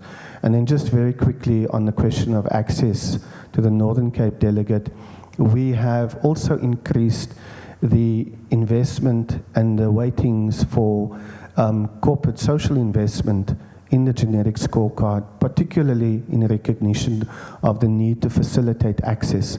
One of the things I want to point out is that there is something underway through the Department of Small Business Development called the Creative Industries Master Plan, which for the first time recognizes that investment in skills transfer cannot just happen in the workplace or at tertiary level. It must happen at school level. And those linkages must be fostered between school-going youth and people in the workplace and businesses. And there must be a coherent connection between how those linkages happen. And so I would invite you to interrogate the Creative Industries Master Plan and also the audiovisual white paper in terms of addressing the needs of marginalized and rural communities. And again, in terms of the CSI provisions, we've taken into account the fact that those kind of provisions need to be considered by business and by government. And one of the investments I want to reference is South Africa is a complex landscape. And there was a major studio development earmarked for the Northern Cape not so long ago that fell victim to the contention around land and sacred rights issues. And so unless we also look at investment within the context of dealing with those issues, we continually faced with these stumbling blocks to development and investment. And so the Northern Cape government, I think, is a key partner in those national processes around the master plan and the audiovisual white paper. Thank you. Thank you. Thank you very much. I'd like to address your two issues that you raised. The first is on women developments, as the female representation here today from the forum. Thank you. We did debate that quite considerably, and if you have a good look at the document, you'll see that a lot of developments has taken place in terms of female black-owned company developments and growth, and that we need to recognize women more, and that the government needs to understand that women are capable, they are efficient, and they know how to run a company. So congratulations and thank you for all the women who have started their own companies and are competing in this industry and going head to head against the men and are succeeding exceptionally well. So it is a very big part of our documents, and you will see the changes for women. The second thing I want to address is the developments and skills developments of people where there is a lack of skill. That is another big issue that we did raise, and there's been a vast increase in the way in which we look at skills development. There's a huge gap, a knowledge gap, a skills gap within the industry for youngsters coming in. We need to address that. We need to try and make sure that we develop and grow people into the industry so that you can deal with competent people and you can deal with people that know what they're doing. And that comes from big organizations that are willing to train and upskill their staff. And that is a vital part of the document that we have written. So it is something that we have very much addressed, and we are in full agreement with you. And hopefully through this paper and this document, we can upskill people and we can make sure that they grow and eventually become top management, which addresses your question as how do we get people from the bottom and develop them to become management? And that is part of the plan. So it's not just about saying things, it's about putting something into process and making sure that we grow and develop people. Thanks very much. Thank you. Please, Kevin, the last question about the review. the gentleman had, how, the setting up of a council, I think. Okay. So the question is how do we go about reviewing? So, we've had some interesting and very positive feedback from today's meeting. But I said this right at the very beginning, we want critical feedback. We don't have a perfect document. What we need you to do is to go through the draft and come back to us with suggestions on how we can make it better, how we can ensure that we develop a scorecard that is relevant to you. The process that we will go through is that we will complete the process of developing a draft scorecard. That scorecard will be published in the Government Gazette, and at some point, another phase of public engagement will be encouraged.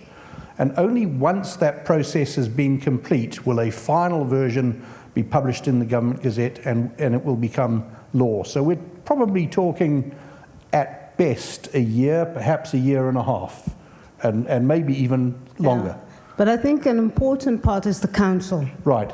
So essentially what will then happen is that DSAC will appoint, the Minister of Sport, Arts and Culture, will appoint a council who will be responsible for tracking the rollout of transformation programs. And this is a holistic council. It doesn't just look at the BEE scorecard. It looks at all of the other initiatives that organizations have put in place to drive the transformation and black economic empowerment agenda. So we don't know who's going to be appointed to the council. No, but it's usually made up of government. So there's going to be government officials, community, labor, and business. Right. So if you look at all the other sector charters, from your property, tourism, the MEC charter, they all have councils in place. Usually the minister will advertise and you will give your nominations. So, just always keep in touch. And that council monitors. And what that council is also required to do is to receive all the BEE certificates from industry in your sector and hand that over to the BEE Commission. And the BEE Commissioner is then going to look how does the monitoring, how far and what is happening in this sector. So it really depends on the sector. The financial services sector, very strong. They go to the portfolio committee and they get hammered or not hammered. They know how to present themselves or not present themselves. So every year, for instance, the property, they will publicize and show us what companies are doing in that sector in terms of skills development, ownership, where they are. And so the role of a council, and maybe I'm looking at a potential councillors, but also in here, there might be potential councillors, that becomes very important. Yeah. I also wanted to acknowledge, Julia, you said that you would introduce yourself in more depth before you started speaking, and you didn't. No. It's not about me. No. But I did want to say Julia has been on this journey with us for the last 10 years. She worked originally at DTIC and was an integral part of the team at DTIC that worked with DSAC to set up this process. And then when she left DTIC, we kind of held on to her hand and refused to allow her to run away. So... no, I think you summarized. And strange, Mr. Bailey also. I actually started in the film industry. I don't know if we... I was part of the team that developed the incentive. And then later I felt, okay, so now we've got this brilliant incentive, but who is actually getting the incentive? And I thought, well, transformation needs to happen. And that's when we started to discuss film sector BE code. And then unfortunately, as things go, I left. I joined the triple BE unit. And that's how I got in touch with, actually it was Freddie. Yes. Mr. Nyatela, actually. Freddie and Nyatela drove the initial. Yeah. So that's me. Okay. Okay. So I think that we're near the end. I see two more questions. 3, 4, 5. Oh no, what's happening? Hey, this is great. I want to give Lisa's hand's been up for a while. No, but I just want to give Seated. somebody else. Yeah, well, there's a lady up there who would like to ask a question. So I'll go there. I will come back. Okay, but sorry, it's before you nice. ask your question, if you don't mind me interrupting. What is happening? We're starting to it's do like a double act. I know that the people from Eastern Cape arrived and, Yes. and missed the presentation. What I would suggest is that let's go through these last questions, then we're going to take a break for lunch. I'm not sure that there's a lot of value in coming back after the presentation, but we do have lunch, so you're going to get fed. What I would suggest is that the people that have just arrived from the Eastern Cape, if when we take a break, you could just come forward, I'll stay behind and go through the presentation with you again, so that you don't miss out on anything. Is that okay? Okay. Sorry? Kev? Yeah, no, we'll take the questions. Seeing that there are not so many questions, why don't we conclude the session now? Give them an opportunity to ask whatever question they have. Yeah, but there were other hands There are up. 5 questions that need to be asked. Not Eastern Cape. 5 people had their hand up. What I'm saying, let's give them an opportunity now. Yeah, that's what I'm suggesting. Oh, okay. Yeah. That's fine. Yeah. I thought you were rushing for your stomach. That's why. No. My stomach doesn't need to be rushed. Okay, go. Yeah. Hi, good day. My name is Wula Lwabase from BBS Communications. I'm a writer. I'm a multiplicity of things, but the fundamental question, or rather, there are a series of points that I'd like to make. There's been a multiplicity of things that have been mentioned, and I'm trying to consolidate everything. However, Leanne had made quite an important point in relation to the black representation of creatives within holding leadership positions. But I also do want to link that to the subject of the multiple barriers to entry within the industry. I think that this animal that we are trying to dissect is one which requires linguistic proficiency, number one. It not only requires for us to be gifted and talented in our various abilities within the creative industry and the groups of what we have to offer under the umbrella of the industry. But I also think that it's very much rooted in the psychology of what we are talking about. Now, Julia also made critical points in relation to the subject of color. And I'm linking this to what you've also spoken about, Leanne, in terms of the issue of gender under this particular umbrella. Now, barriers to entry also involves what is required of women in this industry to be able to hold senior positions. And some of those requirements are, very much below the belt. I think we understand what I'm talking about. The kinds of requests which are extended by men in the industry to women in order for them to hold powerful positions. And some of us are just not prepared to stoop to that level, right? Number 2, I'd like to speak about what Gabby LaRue touched on, Glenton as well as Quinton. The subject of CSI. It's a very easy yet complex exercise. It's easy in that we know what the criteria holds and what the requirements are. However, if you, for example, are not a PTY, you are, to answer the brother's question over there in relation to grassroots level, we know that in order for you to be able to make sense to the CSI agenda, you need to understand the benefit of the 18A tax certificate, right? And some of us in this space don't know what an 18A tax certificate does to propel the process of accessing funding and sponsorship. So everyone is quite right in saying that there's a lot of education that needs to take place at a grassroots level. This conversation is sophisticated for the average person. And we need to dissect it in such a manner that is going to be palatable. Hence, in my opening statement, I had said the linguistic factor of communication is critical, and the psychological aspects of what business is about, because we are entrepreneurs, business minds. However, we also are very much rooted in our communities, and we want to be able to plow back in a manner in which will make sense and develop and enhance the transformation agenda. Thank you. Well, thank you. Thank you for that. I don't think that was a question. That was just a beautifully framed statement. And I think, is there somebody who wants to add? Because I don't think we have to answer. I'll get back to hands. I just wanted the flow, and then please add. I missed the first part of your statement, apparently, but I got the second parts of it, which I think are key.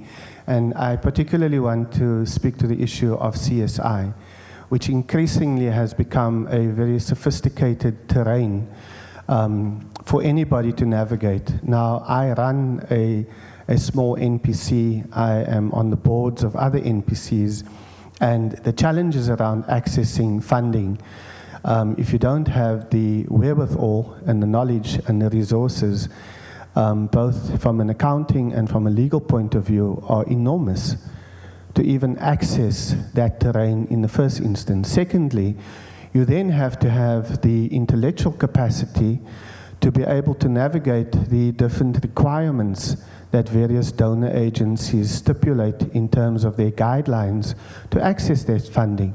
So, for example, Chikalulu Corporate Social Investment, that administers the Netflix Relief Fund for our industry, also administers the CSI funds for all the major banks in South Africa. And they have their cohort of preferred organizations that they've supported over the last 15 years. Now, currently in South Africa, at the moment, there is an amendment by the Department of Social Development for a review of the requirements for running an NPC or NPO, which is going to compound the existing barriers of entry for community organizations who are already struggling to survive in a highly contested and competitive funding landscape. And I think that part of what we need to be doing as part of this particular process is to feed back to those government agencies to say, these are the challenges, these are what our people are saying are the difficulties in being able to implement aspects of this intervention, and how are you going to deal with it and help them circumvent the minefield of bureaucracy and compliance that places additional barriers of restraint on people's ability to engage in meaningful community and social development. Thank you. No, thank you. Thank you for that. I think I'll take the question. I thought I saw a hand somewhere at the top as well. I'll do, and then ladies first. Ladies first, then you, then there, and then at the very end. Are you ready for me? Yes, some critical feedback. Because you want to. So I got like a number of things, I've just been listening the whole morning. And so, first of all, Kevin, this is directed at you, this one particularly. The Western Cape is largely a service industry, okay? A lot of our skills starts off in the commercials industry, for example, which apparently now doesn't fall in this scorecard, yeah?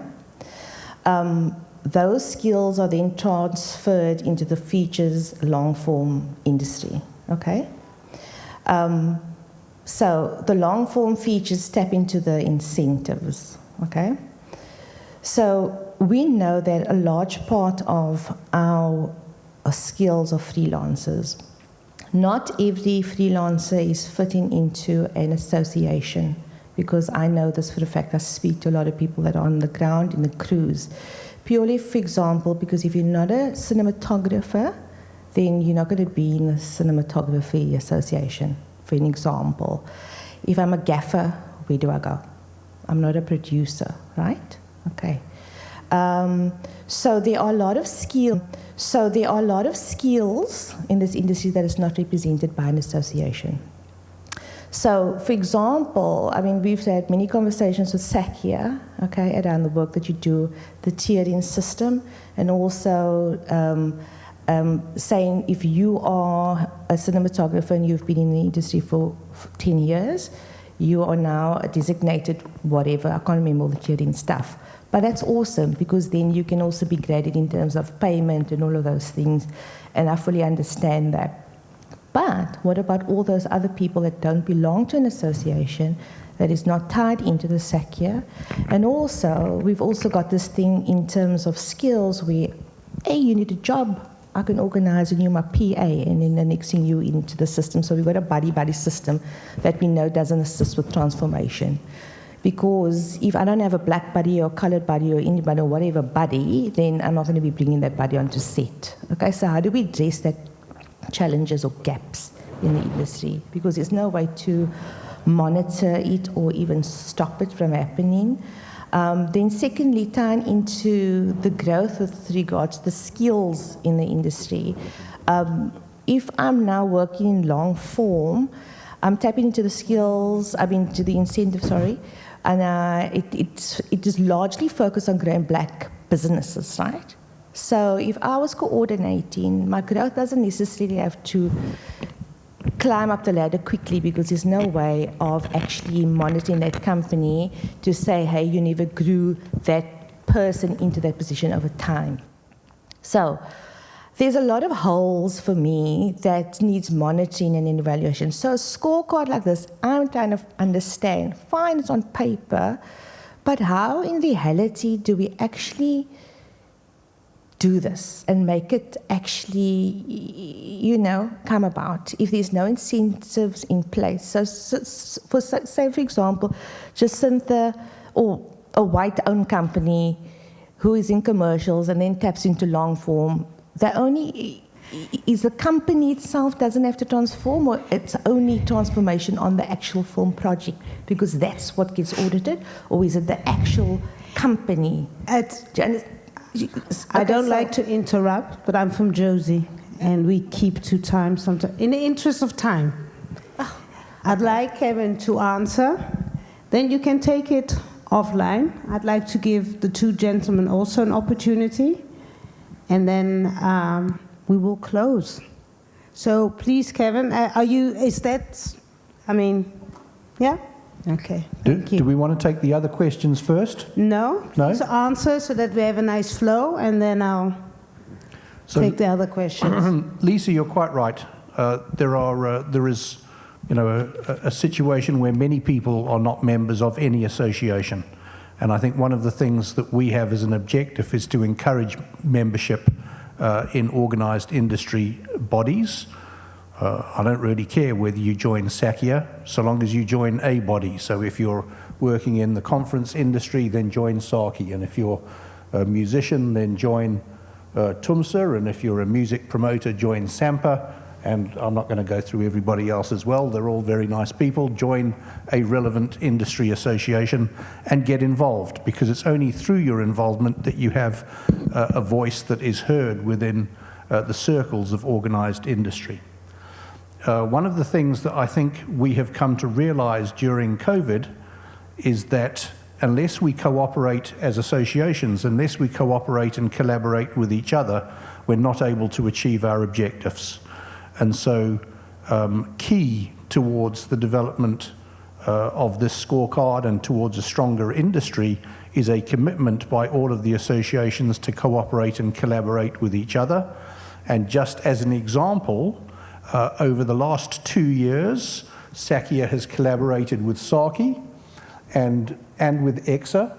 And 2 or 3 months ago, we launched a professional designation for event managers, which is now registered with SACWA. People can apply for it based on an assessment of their skills. There's an exam that needs to be written, and the exam is available on the SACIA website. So That's a good example of cooperation and collaboration between multiple associations. We also work very closely with SAMPA to develop a professional designation that includes music promoters. So we've tried to be holistic in our engagement with other associations, and I'm hoping Quinton is smiling. It's difficult to tell with Quinton. But we're currently working with the IPO to develop a new professional designation for film producers. So I mean, these are all processes that take time. We're not expecting it'll be complete in the next year. Am I talking for too long? No. Oh, it's not going to be complete in the next year. But we are working towards a program that will allow all stakeholders, whether you're a gaffer, whether you're a focus puller, irrespective of what it is that you do.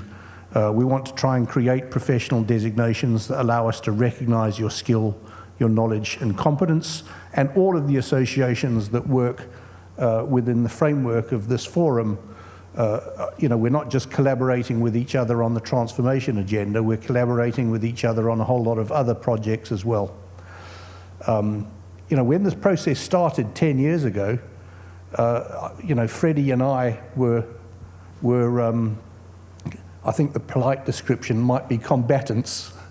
Over the last 10 years, we've built up a real respect for each other and we work very nicely with each other. But it's a process, it doesn't happen overnight. We have a similar process. We're working with the Film Academy, South African Film Academy. Seaton's going to have the last question, I think. But again, it's about how do we collaborate with each other in order to create a better industry sector that provides employment opportunities for as many people as possible. Yeah. Was that an answer to your question? You're happy? All right. You want to add? Yeah.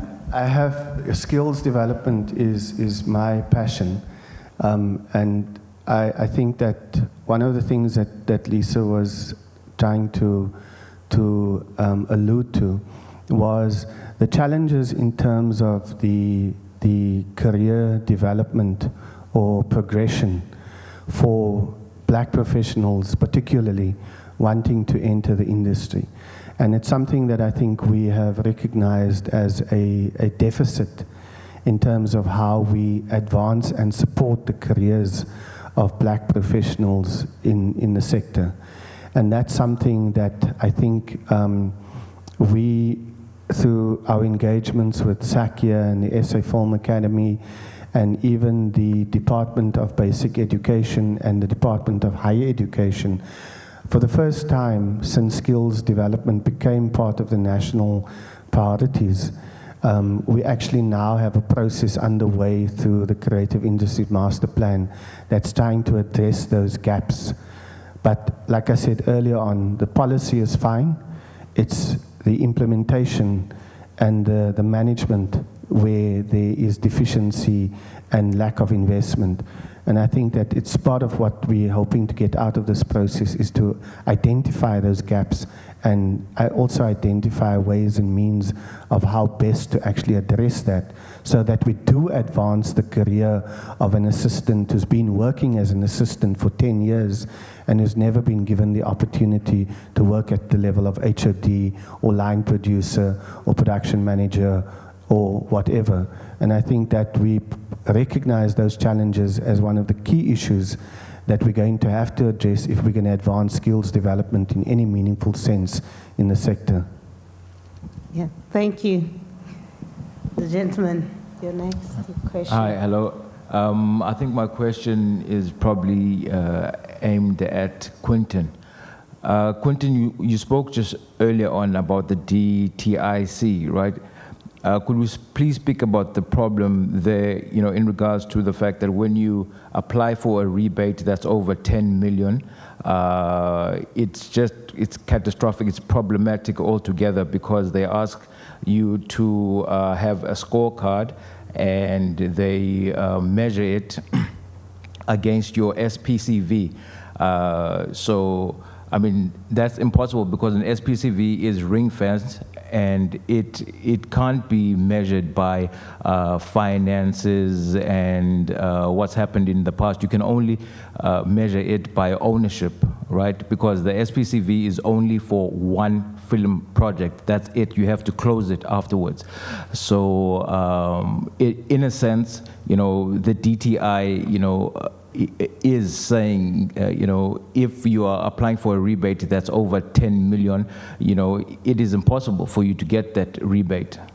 You know, it is very problematic, and it's going to lead to a process where the DTI is going to continue to be sued over and over and lose again. So they are almost pushing filmmakers to other, you know, nations abroad. Like the gentleman said, you know, people are going to Dubai and, you know, wherever he was saying. So I just wanted us to deal with that problem with the DTIC, you know. So I guess maybe my question is, if you want a rebate that's over 10 million here in South Africa, is it impossible to get it through the DTIC? Because that is what the current case is now. Yeah. Okay. Yeah, you can answer. Okay, thanks for that question. It's one of the issues that we dealing with, and it goes back to my earlier statement about the arbitrary interpretation of the BE compliance legislation in relation to how officials are administering the compliance requirements around applications to the rebate. So this question of having a accredited BE verification agency issue you a certificate at application stage for a project with a value of over 10 million.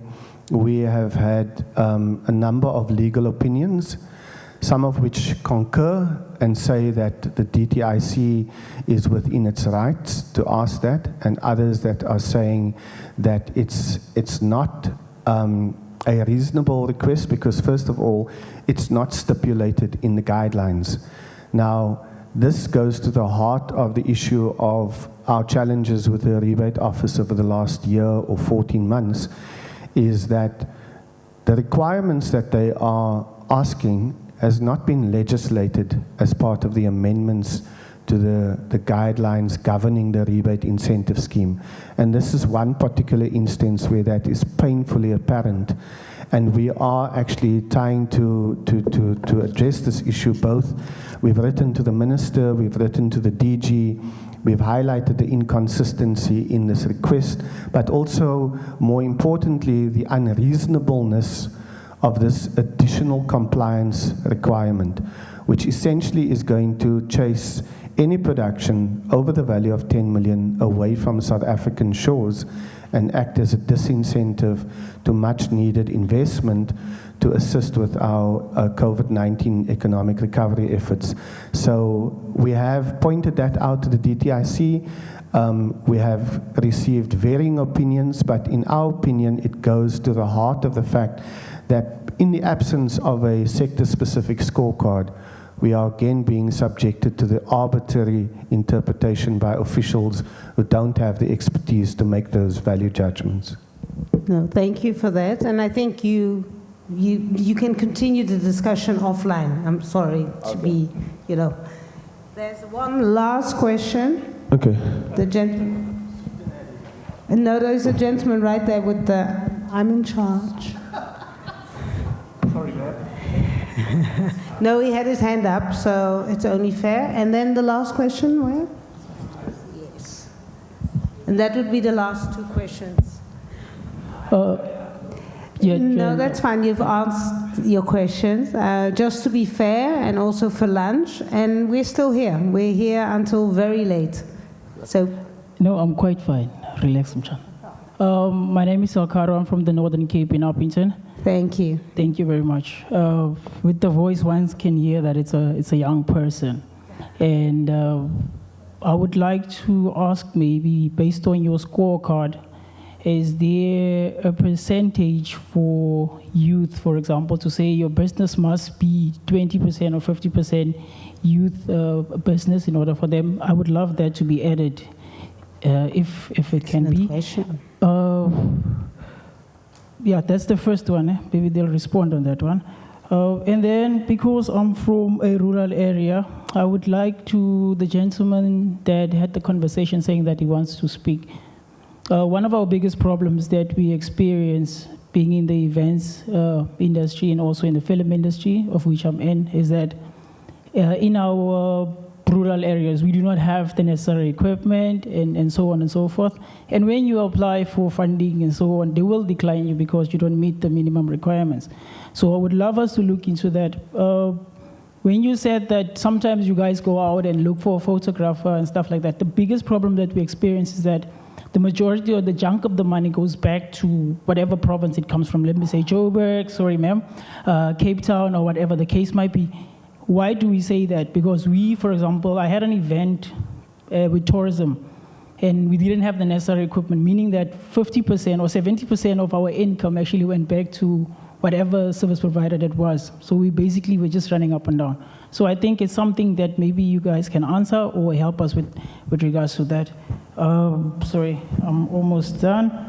And as for the learning program matrix, I would also like to maybe do a recommendation there to say that when you look into learnerships and stuff like that, also give preference to your people from rural areas within that document.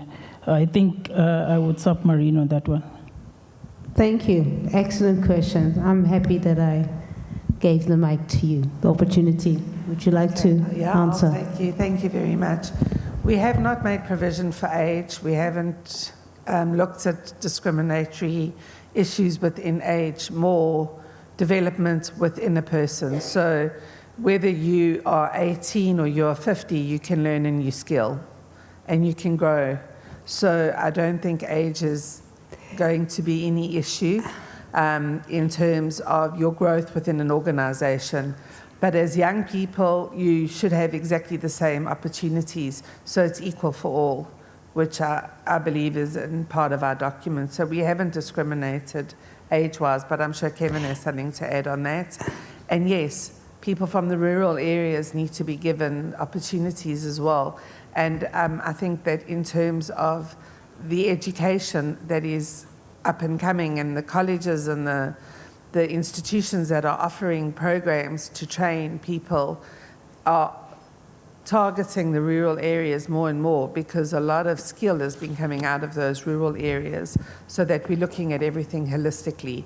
I'm keeping it brief, but if you want to engage with me further, we can have a look at that and see where there's scope for growth within the document and your recommendation. Quentin, you just want to answer and then I'll add. Yeah, I'm very glad that you asked that question. I run an after-school program in schools on the Cape Flats most impacted by gang and drug violence, because that's where I grew up, and as a teenager I myself was a gang member before I got involved in politics. And I think that the challenges for young entrepreneurs themselves are enormous and compounded in a South African context. And I'm actually very glad that you have brought that to our attention, because it is a gap in the provisions of the scorecard. And I absolutely know that our forum members will take it on board. I also want to just let you know that there is a call out by the National Film and Video Foundation for applications to the Presidential Employment Stimulus Fund, which is focused on areas where there is not enough intervention and investment. And the Northern Cape last year did get some funding, and I'd like to encourage you to have a look at those requirements, and if you need to partner with an agency to make an application, please let me know, because I would love to work with you on that in light of what you've just shared with us. But thank you so much for that. I just want to add, which is very important, the beneficiaries of the triple BE are black persons, right? And that's anybody who's an African, colored, or Indian, and a small group of Chinese people who have been in South Africa since 1900s and will usually fall under the colored population. So those are the three beneficiary groups. And when we speak about Africans, And we say within the framework of this act, right? I know somebody from Nigeria is an African, somebody from Lesotho is an African, but unfortunately, under the framework of this BEE Act, it's only the indigenous Africans. And anybody African that would have had South African citizenship, and I called myself exile babies, one of them, or that would constitute who's African, so the same way for Indian. But there's also another beneficiary group which is called the designated groups, and those are included in your code. And those are people living in the rural areas, youth under the Act, so from 18 till the age of 35, unemployed persons. The group that we also fail to mention are people living with disability. So it's very important that we also include them and make an emphasis. They are included. And then you have the military veterans. So those are, it's very important to understand that if your company makes less than 10 million annually, you are an exempted micro enterprise, which means if you're 100% black owned, you get an automatic BE1 level. If you're 51% black owned, automatically 2, and anybody else, automatic level 4. If your company makes between 10 million and 50 million, you're a qualified small enterprise. Again, if you're 100% black owned, automatically 1, 51, automatically 2. All you need to do is download a document, complete that form, go to your post office, police station, get it commissioned, and that is your BE certificate. You don't have to go to verification agencies. So I think that is very important that government has, kept that in consideration, that small business BE should not be a compliance issue or a burden. Yes, it's only companies that make more than 50 million revenue. They are the ones that have to go to someone like myself, a BE consultant, and then I would refer them to a verification agency. I hear you, and I wasn't referring specifically to that man's challenge over there. I was referring, for example, for how you would qualify under category C or category D or E or F. These seem to me to differ from interpretations from verification agent to verification agent, and I can speak from bitter hands-on experience of this. So what I'm talking and calling for here is that a level of uniformity and consistency of interpretation in respect of those categories is very, very important. That's the one thing. Then I just wanted to mention another really important thing. We all talked about implementation and a whole lot of other factors, but what we haven't talked about here is communication and marketing. The reason why people do buy in Dubai is because they put millions and millions and millions of dollars into communication and marketing. And it's a very attractive proposition globally for people. And I think it's a really, really important thing we need to consider here is how we take what is perceived to be a grudge purchase and turn it into what it is, which is a value proposition. And that's really about communication and marketing. Because I don't see any representatives here from servicing companies either, to the best of my very poor sight. So I really think people need to find this an attractive proposition, and we need to put a lot more time and effort into communication and marketing going forward, because those are two key areas that I don't think we've addressed today. Thank you very much, and enjoy your lunch. Before we actually close, I'd like to give all the panel members an opportunity to give their comments, engage a little bit, maybe answer some questions that you feel was not answered. So I'm going to start with Kevin, and then the roving Mike, and we'll close. They call this creeping death. We go in a linear fashion, and as it gets closer and closer to China at the end, he's sitting there thinking, yeah, no, that's true. Quinton's not the only gangster here. We got China at the end. Sorry, I'm talking nonsense here. look, Thank you. I want to say, just in closing, this is an absolutely crucial area for us as organised industry and for stakeholders in an industry sector that we feel very passionate about. And truly, we think that we've put a document together that has some substance to it, but we can't progress it without your input. So it's great that you've joined us today. It's great that you're going to enjoy some lunch, but if you don't provide us with additional feedback post this event, then to a large extent we've wasted an opportunity. So I want to say thank you for coming along, but I also want to say use the opportunity to communicate with us.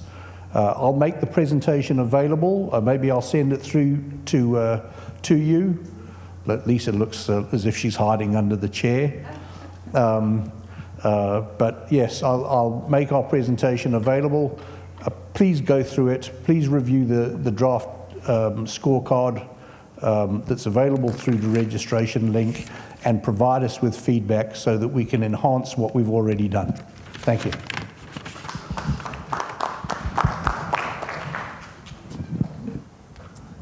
I just want to say thank you, and for my two areas of passion, the first one being women development and recognition. Good luck to all you women, and please go through the document, see how much change has been made there, and for skills development as well, which is the second thing, and that is so important, and I think that is lacking. We have a knowledge gap that we need to fill, and you are the people that are going to fulfill that.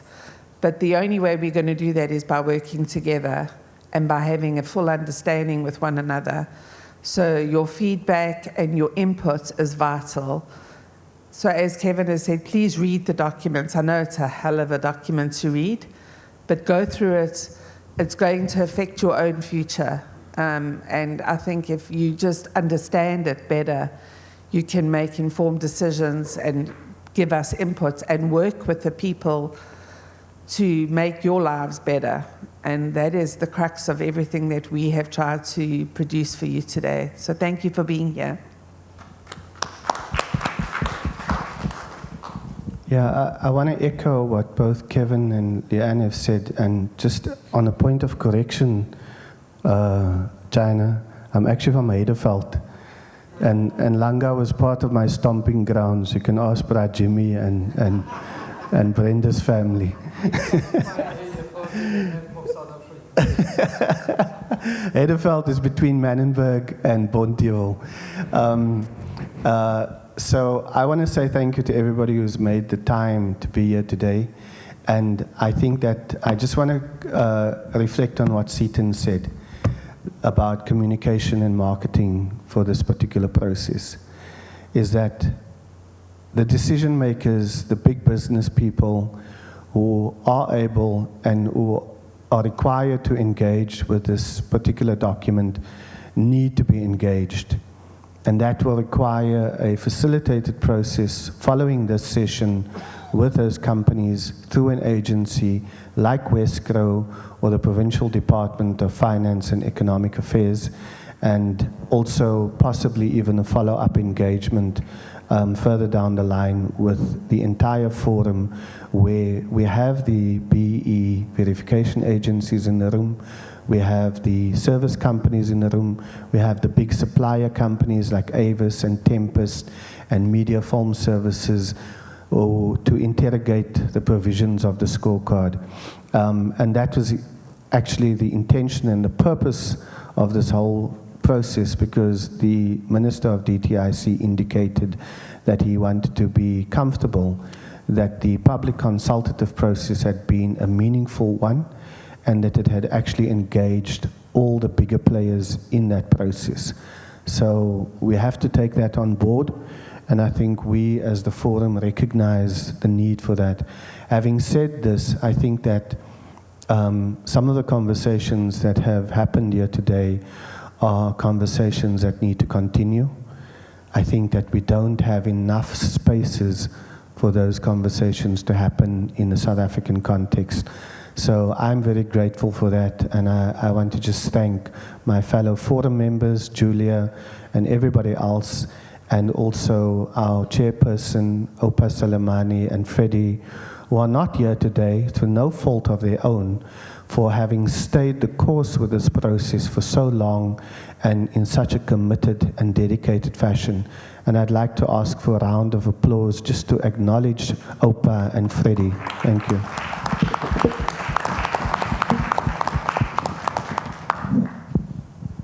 It's always difficult to speak after Quentin. Three things. All of us have invested the time to come here. And I always marvel at myself that when we get to these sort of things, we huddle with the people we know. And then we struggle and we talk about a network and access. And I always say to myself that in a venue like this, each of us have got something that we all love these days. Try and figure out whose number somebody's got on their phone that can actually help you with your problem. Because sometimes the solution is sitting in the audience sometimes. And in thanking you for coming today, also understand that if we take our collective IP, a lot of what we're talking about is a radical shift in a number of creative spaces. And I think that in itself should scare the people who are not in the room, because you are part of a process that's calling for change.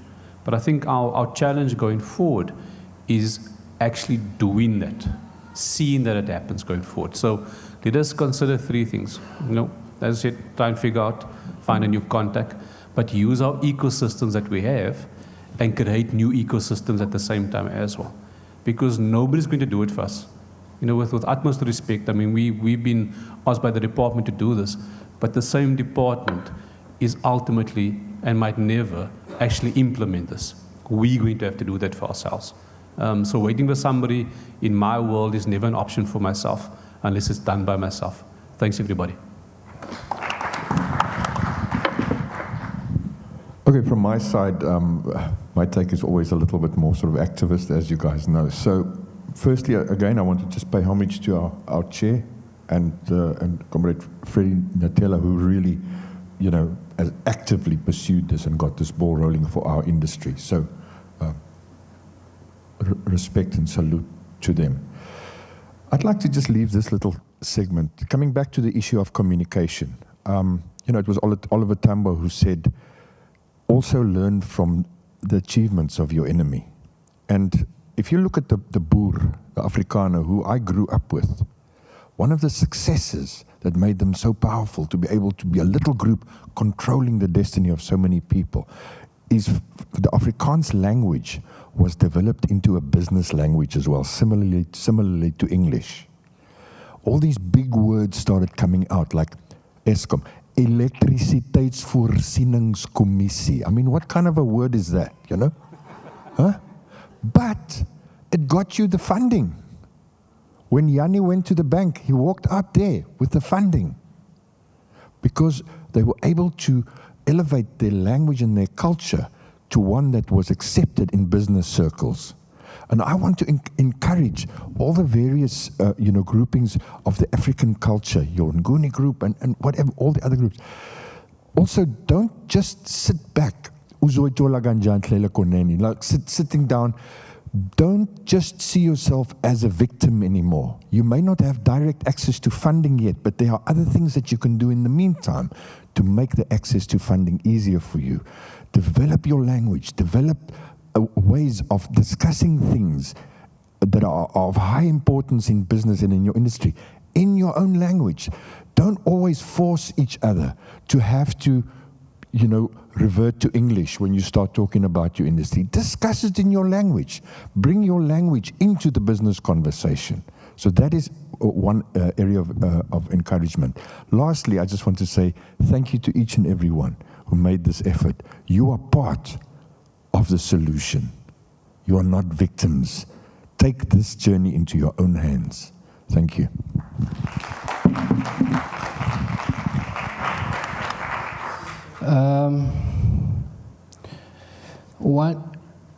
One would have loved to push the discussion to focus more in the presentation. But that is the purpose of all of us to be here. But I guess, Julia, the material conditions that affect our people dictate how we should deal with issues. And we couldn't say, no, we cannot answer certain questions when those are the questions that are burning inside people's minds and chests. Hence, we were so open to allow everyone to express themselves the way they felt them. SARA is a technical and production institution. It's the only school in the whole of African continent. And they were complaining about bigger projects which are government funded, but they were not involved, or any of us. Purely because the people then who had resources to deal with those issues were more of big white companies. So because they were not heard by anybody, they started writing a complaint letter to the Portfolio Committee of Trade and Industry then. Then that's when the instruction came up with this forum must be established. So I'm giving you that background so that you understand we are not calling you here to just be spectators, but we want you to be major players within the sector. Major players is to take ownership. Hence, we're dealing with issues of scorecards. Because those scorecards must favor you, because for the last 20-something years, they were not favoring you. And that is the reason we're here. Now, one other comment Kev raised earlier on, which I think most people don't usually understand how much impact it has. The principle of being part of the association, organizations, any form of a unified structure. Because if you go to government and complain on your own, they will not listen to you.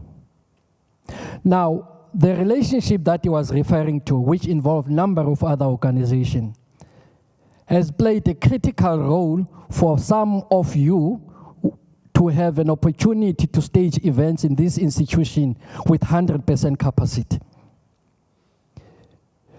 There was a document which was researched, scientific, and presented, led by Sakia in 2020 when the COVID started. There were people who we deployed, including Gabi, Kev, Nabo Sharif, to be part of NetLeg in discussing serious issues that are affecting our teams. All those things would have happened if people were not part of the associations. So it's very critical. As a SAMPA, as an organization of music promoters in this country, at some stage, we had a committee. I just forgot the name of this committee. But it's a committee that used to consist of us as promoters, Department of Home Affairs then, Department of Foreign Affairs then, Trade and Industry, and Arts and Culture. The purpose of that committee was to look at each and every project that comes in the country, whether are there benefits of our people, or people are just coming in to take money and go. That doesn't work anymore. Events of national importance, including inauguration of the president, the June 16, the Women's Day, they used to be done by promoters. Today, those things are not happening. And they will not happen anytime soon unless we all stand up and do what needs to be done. Do you know why they won't happen? Because the very same officials that are sitting in these departments, they are getting a lot of kickbacks in dealing with suppliers that speaks to them. So they will always try to close us not to be united, not to be organized, not to be structured. That's why it's imperative for you to be part of these structures so that we break that barrier. This man here, he has sacrificed his career being one of the top producers in this country and spent 20% of his time on his music, 80% dealing with issues that affect the industry. As a labor movement, it doesn't matter whether you're a promoter, anyone, if you are within the space of arts and culture, you can be part of that, specifically the music people. So it's in our hands to stand up and deal with these issues, because if we don't, history will judge us harshly and we won't have answers for our children. Thank you, Julia. No, thank you. I think that was in closing, was beautifully said. Thank you, panel.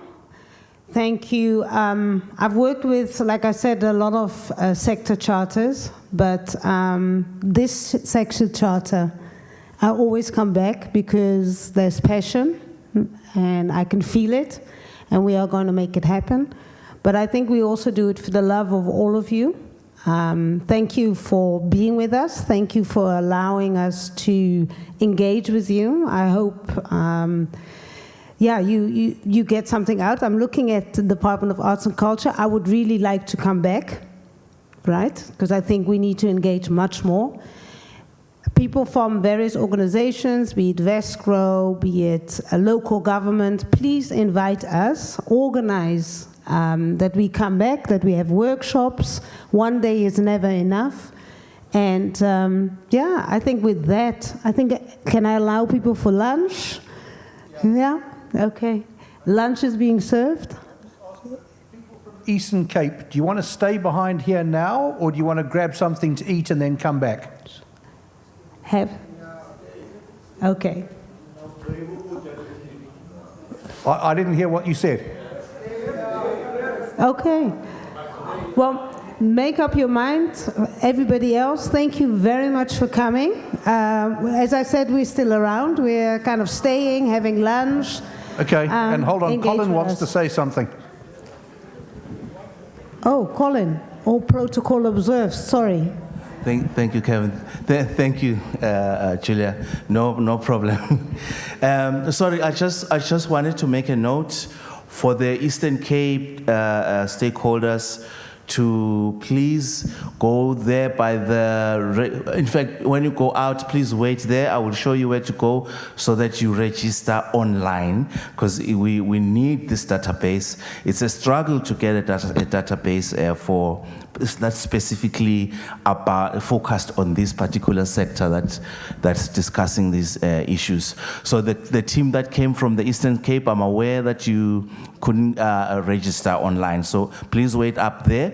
And then also there was another team that came from the Northern Cape. They've just arrived. I just also request you do the same. And again, thank you so much to, and there's my chief, the protocol observed. And there's Team Gauteng, thank you so much. Okay, thank you, colleagues. Oh, we are going to be in... Two people want us to go to rural areas. You were there, you heard them. Thank you. All the provinces. Thank you very much, guys. Thank you. Okay.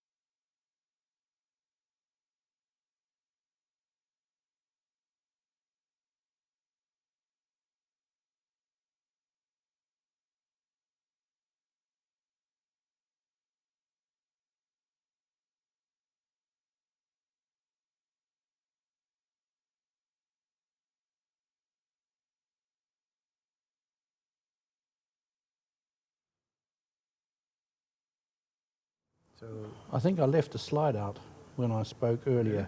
I just want to make sure it's there. okay, so where's the cursor? I just use okay, the, you just use that. Okay, no, that's fine. So,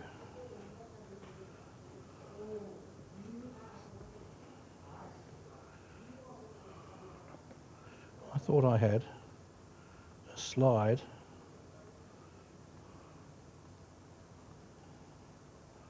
Oh. I did. Which one did you leave out?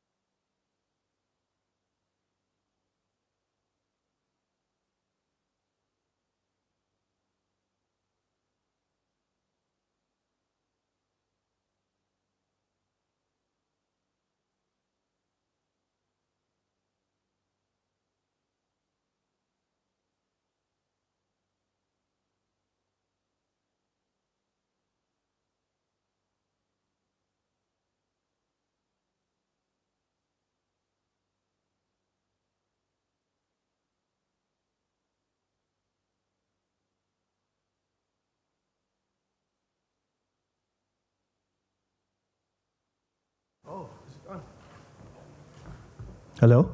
Oh, okay. But the reason I was standing over there was because the light is shining in my spectacles and I can't see anything. So I'm going to stand here. My voice is a bit hoarse from talking too much, which I always do. But anyway, be that as it may, welcome everybody, and thank you for just making the time and the effort. It's so important that we have people like yourselves in this engagement, because it's your input and it's your voices. And the process actually does belong to you. We are just here as facilitators and enablers to assist you in making sure that this document becomes a working document, but a living document. So for those of you who don't know me, I used to be a political activist under apartheid, and I was a member of the Cape Youth Congress and a target of the Special Branch and the Civil Cooperation Bureau, who murdered many of my comrades here in the Western Cape, people like Ashley Creel, Anton Franch, Robbie Waterwich, Colleen Williams, Basil Coetzee. And so I work as a documentary filmmaker, and much of my films have dealt with the history of apartheid and also the impact of apartheid policies on our people across the spectrum. So in as much as that Gabby was saying that he is an activist, I too am an activist, and I believe that activism never dies. So this document is a form of activism in the truest sense of the word, because BE has been such a difficult subject to deal with in South Africa. And there's been all kinds of criticism leveled at the BE process, but we believe that with the work that we've done as the Transformation Forum, that this document can very well be, sorry, I'm going to switch this phone off, excuse me. So I want to take you through the forum members. You may have seen some of them here, and you can see for yourself who they actually are. Opa Salemani, who is our chair, was not able to make it today, but he is one of the key pioneers, along with Freddie Nyatela, who is at the bottom here, from the South African Roadies Association. You've seen Leanne Elder from EXA. Janet wasn't able to make it. Myself, Kevin, Gabby, Glenton, Sue also wasn't able to make it today, and China and Pololo, who you've all met. So I just wanted to give you a little bit of background in terms of who I am and why this particular process is important for us. And also just understanding that this document is a work in progress. It needs more work. It needs more input from people like yourselves. It needs the organizations that you are a part of, whether they are business organizations, community organizations, church groups, stokvels, anything that has a business interest in the live events and technical production services sector that is engaged in any form of activity, whether it's skills development, corporate social investment, small business development, you need to get involved with this particular process. And you need to make sure that you take this back to the regions that you come from, but that you take it back to the organizations and that you start having discussions around this document. So that when we go to the minister in 6 months' time, we can say that this is a living document. The people have given input. They have told us what they think and they feel. They feel that this can work, this can't work, this needs more work, and this looks as if it could work. But we don't know that unless you tell us. So just take the time. We've got some time for you to, and if you need additional workshops by forum members to actually take you through the document and explain the different elements of the scorecard, if you're not understanding what it means or the impact that it would have or why it even exists, you need to let us know so we can come and work with you on developing that document. So having said that, are there any questions on that aspect of this presentation? No? Okay.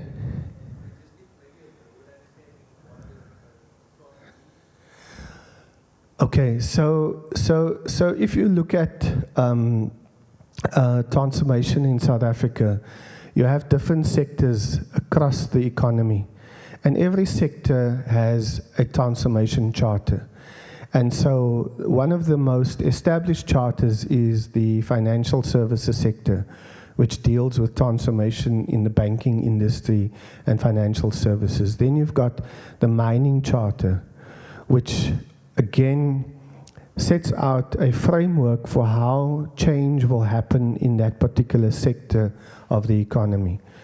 That means that how do we bring more black people into economic activity in sectors that we have been historically excluded from by virtue of apartheid policy and even previously under colonial administrations. So the government's thinking around the development of a charter process is actually based on the principles of the Freedom Charter, which laid out the blueprint for how we as black people in South Africa would actually deal with challenging the dispossession and the exclusion, the oppression and the discrimination of our people.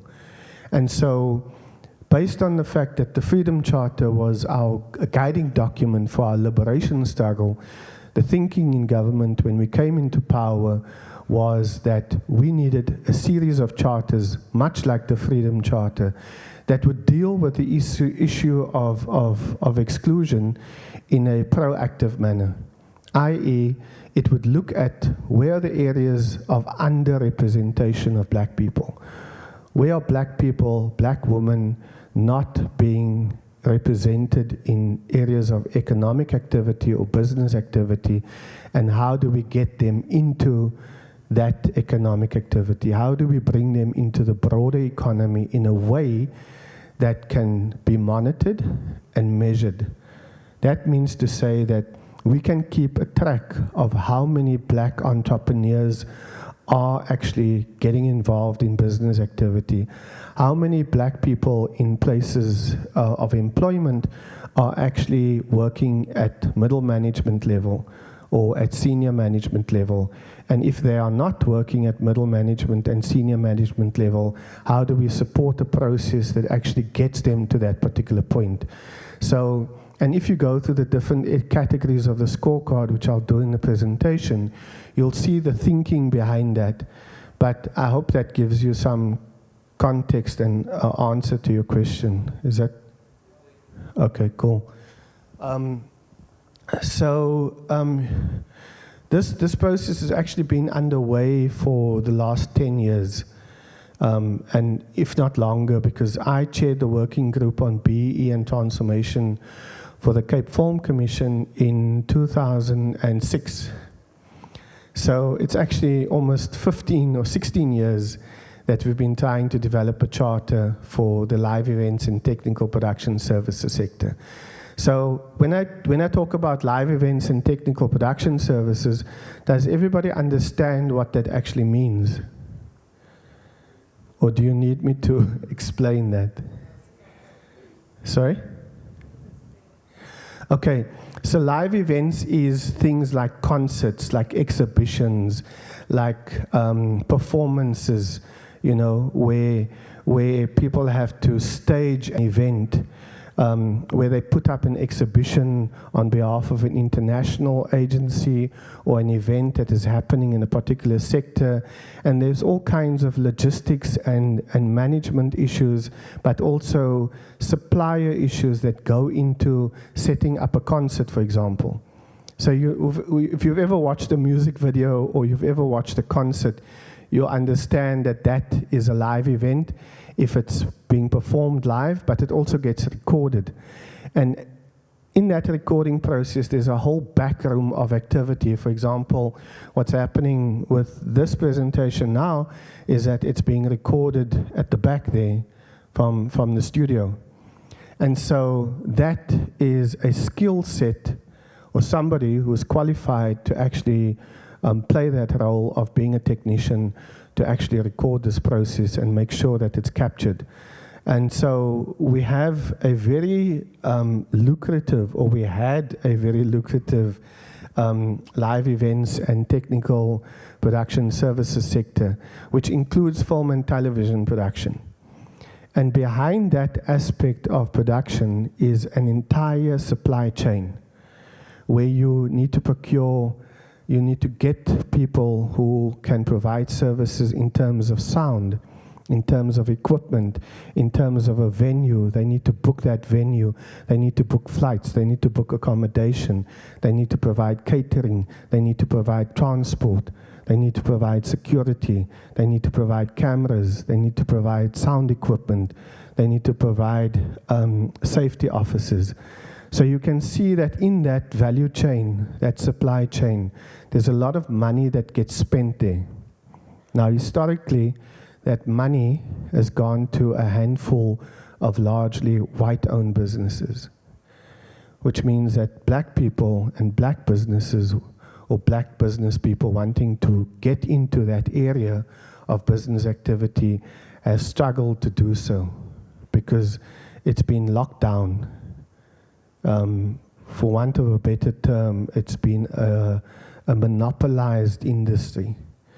And so this document is to try and break down those barriers for black people to advance, both professionally, but also from a business point of view, to get a share of that business that has historically been shared amongst a handful of companies that have largely been white-owned and that have been dominating in that particular sector.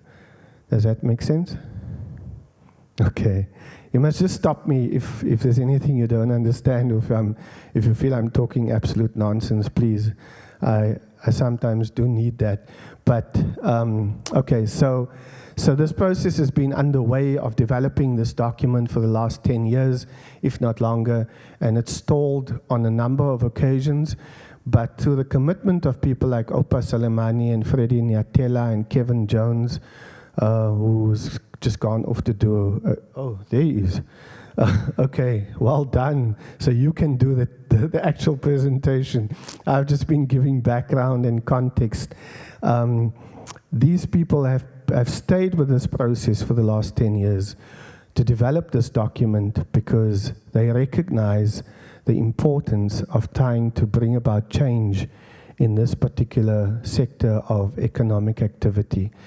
And that document is the one that Kevin will take you through in the presentation, because in that document we've put forward very radical targets for what businesses need to achieve in terms of representation of black people, black women, black businesses, support to black businesses, in real and very meaningful terms, i.e. not just saying I've mentored this business, but I've actually bought goods and services to the value of X amount from this black business.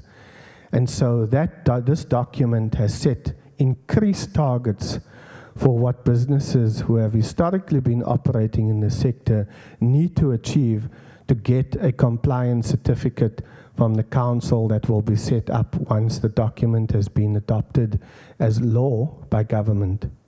Is everybody clear on that? Okay, no questions on that particular issue. Yes, sir. Yeah, I can hear you.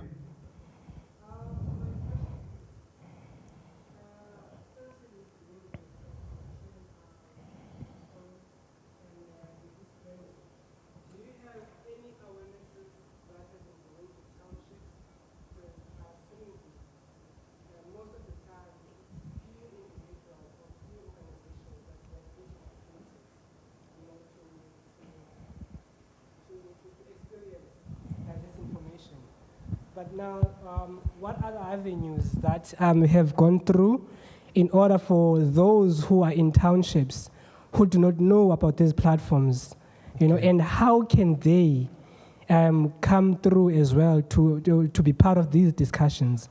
Because to me, it seems like as much as that we are here and we have to go back, but it seems like there's more work that needs to be done for those. When I'm talking about township, I'm talking about squalor camps, because there are organizations who are there, art organizations and other businesses as well. There's places like RDP houses, neglected artists and organizations. That's question number one. Number two, I had one gentleman here, I think I arrived late, but I was lucky to hear some of the things. There was a question about individualism, Anna. Is there any way that people who are not involved in societies, organizations, that they can be part of these forums so that they can benefit as well, even though they are not part of these forums, but by participating, they can have or might have an interest of participating in the long way? Because like saying that we only cater for organizations, it's fine, and companies, which brings unity, and as well government will look for that. But what about those who says that I don't see value in playing part in organizations? Because to me, if you as well recruit them, put them as part of this, even though they are individual, find a system that can make them be part of this, at least it can develop more. But that's a question. Okay, thank you for both those questions. And you've raised two very important issues that were raised earlier on before your delegation arrived, is how do we go out there and popularize this particular process? And so today we have gotten the kind of feedback that we actually need, which we need to take back to government and to say that it's not enough for us just to have one roadshow for 3 provinces in Cape Town and another one in Gauteng and another one in KZN. We actually need a series of workshops where we don't just sit in venues like this in urban centers. We actually go into the townships.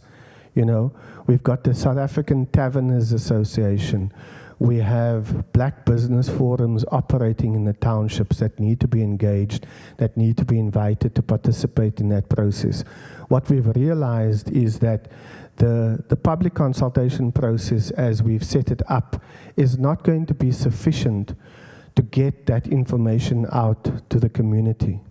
We need to have direct access to the community. And having said that, it is easier to work through organizations just because of the logistical implications of managing a process like this. But we will definitely be taking that recommendation to the department. And I think to answer your second question is that if you are disillusioned with being part of organizations, or you don't feel comfortable being a member of an organization, you are able to register as an individual on the Department of Arts and Culture website to participate in these events. Because one of the things that Colin has been doing is actually establishing a database of individual artists and business people who have an interest in what is happening with this scorecard process. So you are not precluded as an individual from being part of this process. In fact, you are encouraged and invited to register on the department website so that we have a record of who you are, and that when communication around this kind of engagement goes out, you get access to that information. Does that answer your question? Yes, sir. I'm just worried about time. Yeah. Our request for this little bit of a session was based on the fact that most of our people were just arrived at 8 o'clock this morning. Yeah. They haven't even taken a shower or anything. They came here. Sure. So we're saying, can we be briefed about, like you have given us the background, what is the process and all that, so that we don't spend a lot of time. We were not really expecting the presentation. Yeah. But we know that it's not only us here now, so we don't know how you guys can manage that. But our request, when we requested this session, was just to say, okay, guys, this is what is going to happen. This is how this came about and whatnot.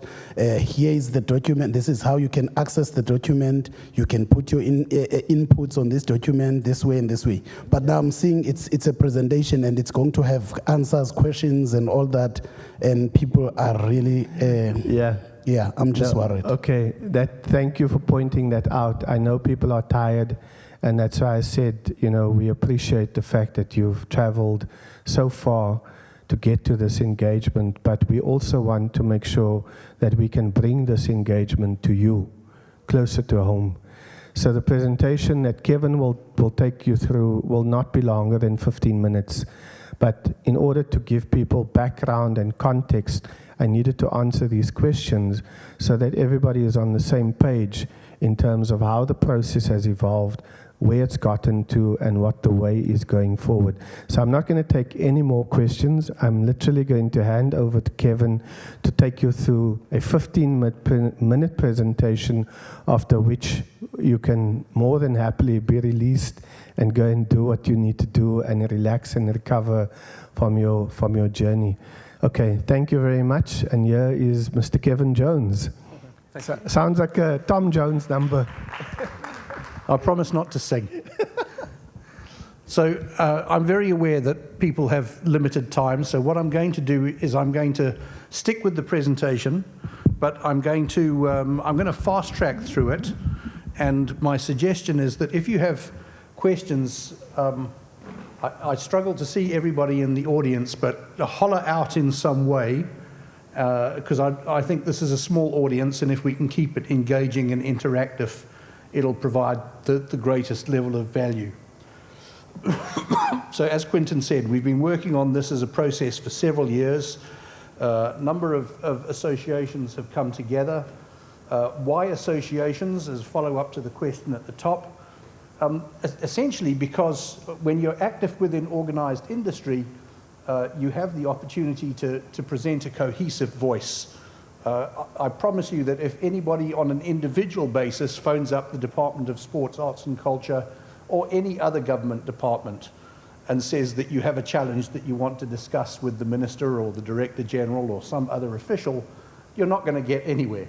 But when I or Quinton or somebody else phones up, we're representing organized industry, we have access to the department, and we're able to communicate with the people there as legitimate representatives of organized industry. So one of the questions that I'm asked most often, and this has come up several times, is why we need an industry scorecard at all. Right now we're in a situation where the events and the audiovisual industry are broken. They've been devastated by the impact of this COVID pandemic, and in many instances we have no idea whether they're going to recover. So the answer to that question is provided by a quote from the Deputy Minister of Tourism, which is up on the screen, and I'm not going to read it out to you.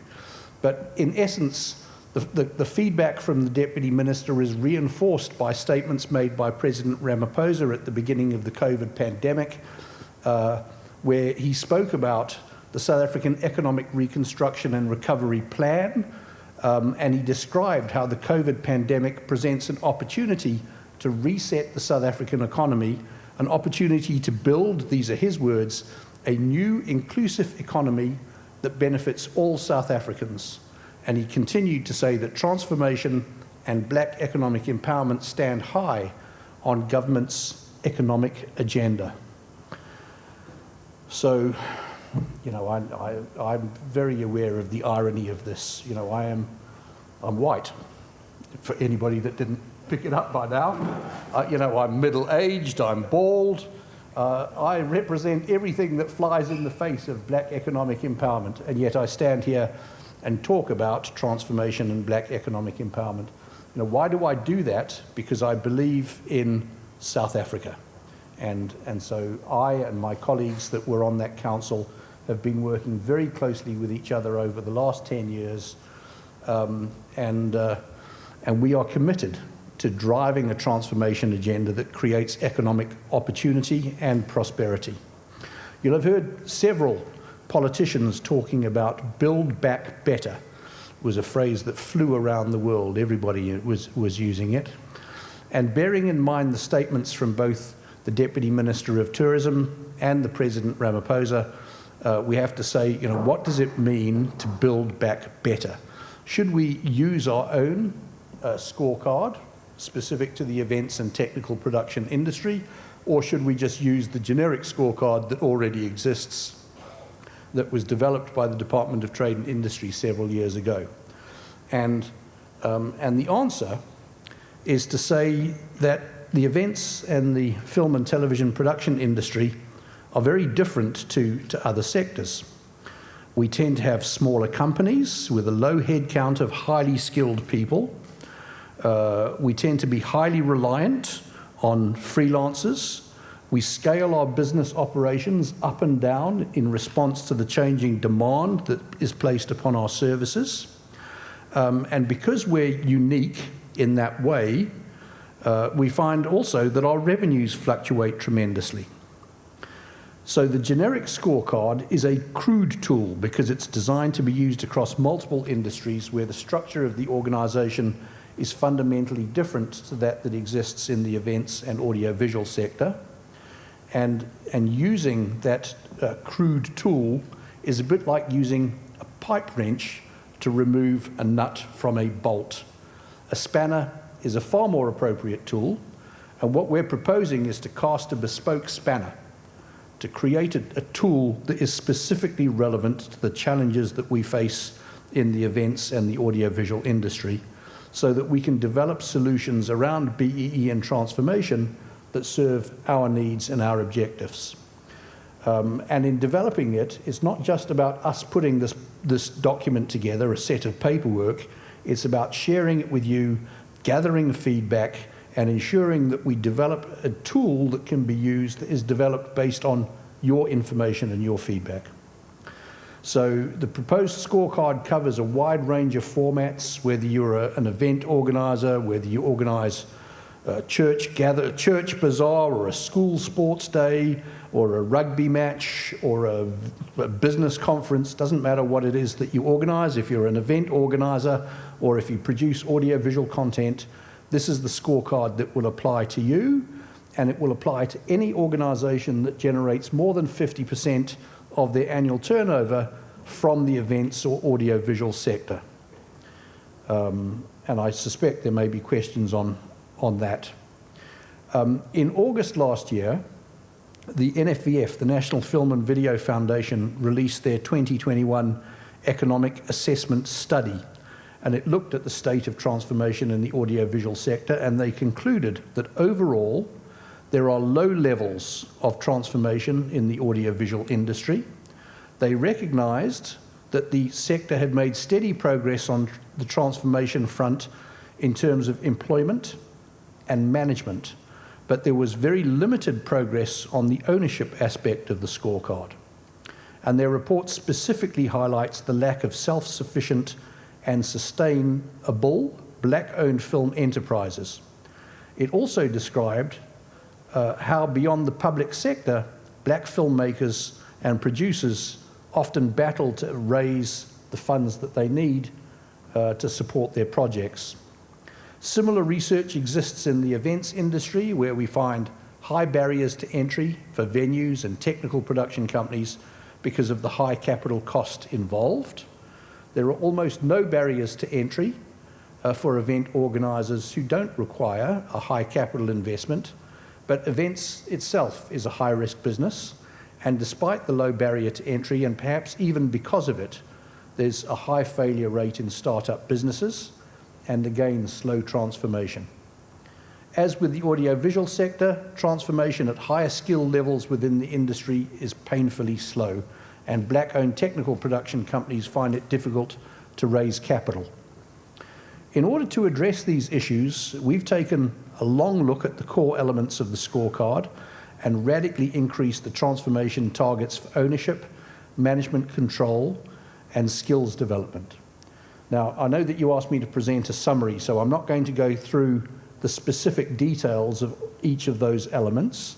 What I am going to say to you is that if you've registered, you should have received a link to the draft transformation codes, and the best way that I can kind of put this is to say, when you get the opportunity, download the document, review it in detail, and you'll see that there are some specific issues that we've addressed in terms of black ownership, black management control, an industry-wide commitment to standards, training and skills development, commitment to industry certification. We've included some radical elements in relation to supplier and enterprise development programs, and in addition have focused on exploring how we can use the transformation agenda to promote, I forgot what it's called, corporate dishing out of money. What's it called? Corporate social investment. Sorry about that. Shows I don't have a script. At the same time, we've also increased the points needed to achieve the various BEE levels. So while there are more points available in each category, the targets for each category are also raised. So I'm just going to slide through these. I'm not going to talk you through them, but you'll see that almost across the board, we've radically increased the transformation targets that apply to each of the various elements. And perhaps the one I'll stop on revolves around training and skills development, where in the skills development expenditure, for example, we've increased the target allocated to training and skills development specifically because we want to encourage on-the-job training, mentorship, work-integrated learning, as well as more formal education that leads to the award of a qualification or a professional designation. So in developing the scorecard, we've tried to take a collaborative approach that takes into account all of the other initiatives that government are exploring. So we know, for example, that SACWA has recently registered new professional designations for the events industry and for the audiovisual industry, so we're aligning what we're doing with SACWA. We know that the DTIC, the Department of Trade, Industry and Competition, has a film fund that they use to finance international film productions. And we've tried to align what we're doing in our scorecard with the transformation objectives inherent within the DTIC funding policy. We're aware that the National Convention Bureau provides financial support to event organisers hosting events in rural communities. And so we've aligned what we're doing with the National Convention Bureau so that all of these government agencies then work together trying to achieve a common objective. And I know that this might, sorry, I feel myself moving further away from the microphone. And I know that might feel strange. You would look at this and say, well, government should be cohesive. They should have everybody working together to achieve the same agenda, but they don't. And so really one part of what we're trying to do is to get everybody working together in support of the 5 pillars of transformation so that we can actually fast-track black economic empowerment in our country and create an environment that brings economic prosperity to all. But this vision is not easy to achieve. One of the challenges that we have comes from competitive markets. So in the UK, the BFI, the British Film Institute, just celebrated the production boom that exists in the UK film and television industry. But they also pointed to a long-term crisis, suggesting that there would be, in 2025, a shortage of 40,000 workers with competence in the film and video industry. Now, that skills shortage is being addressed in the UK in part by a call for additional training and skills development programs. But it takes time to produce competent and skilled film and television crew. So in the short term, the British film industry is actively recruiting South African crew, and the question that we have to ask is whether those crew members working in the UK will ever return to South Africa. We have a similar situation in the UAE and Qatar and the Kingdom of Saudi Arabia, where 30% of the designated event technicians in South Africa have now migrated. They're working in the Middle East. They're working on exciting and innovative projects. They're earning hard currency, either US dollars or UK pound. They're working in a tax-free environment. And they're building up a great CV that allows them to secure work anywhere in the world. Are they going to come back? And the suggestion, certainly the feedback from the floor during this morning's session, is no. People that have had an opportunity to leave the country and experienced the potential of earning foreign currency, working on exciting and innovative projects, are unlikely to return to South Africa. And this is not about black and white. It's not the white technicians that are leaving. The vast majority of the technical crew that are working in Dubai and Abu Dhabi and Qatar and Saudi Arabia are black technicians. So we have a huge a brain drain that is severely impacting our ability to sustain and grow our industry going forward. We're facing real economic challenges, and we desperately need to focus on reviving the sector in order to create a sustainable future. And at the same time, we need to address historic inequality, and we need to create opportunity for black people. We need to promote training and skills development as a tool for economic recovery. We need to accelerate transformation. We need to encourage cooperation and collaboration between established businesses and emerging black-owned businesses. And we need to create opportunities for black-owned businesses to create funding for CapEx and business development. So what we're talking about is not just developing a scorecard, it's about empowering everybody in the country so that we can create a business environment that is conducive to successful business and that creates sustainable income and employment for a large number of people. This isn't just a tick box exercise in which we pay lip service to the principle of public participation. This is a scorecard that will impact everybody in our sector. We need your input in order to develop it further. And in essence, the choice is simple. We can either continue working with a clumsy, generic scorecard that has been imposed upon us without any consideration for the structure and culture of our sector, or we can develop a scorecard that delivers value to us and serves the unique nature of our business. That choice is yours, and I said that I would keep it down to under 15 minutes, and I think I did. So, any questions?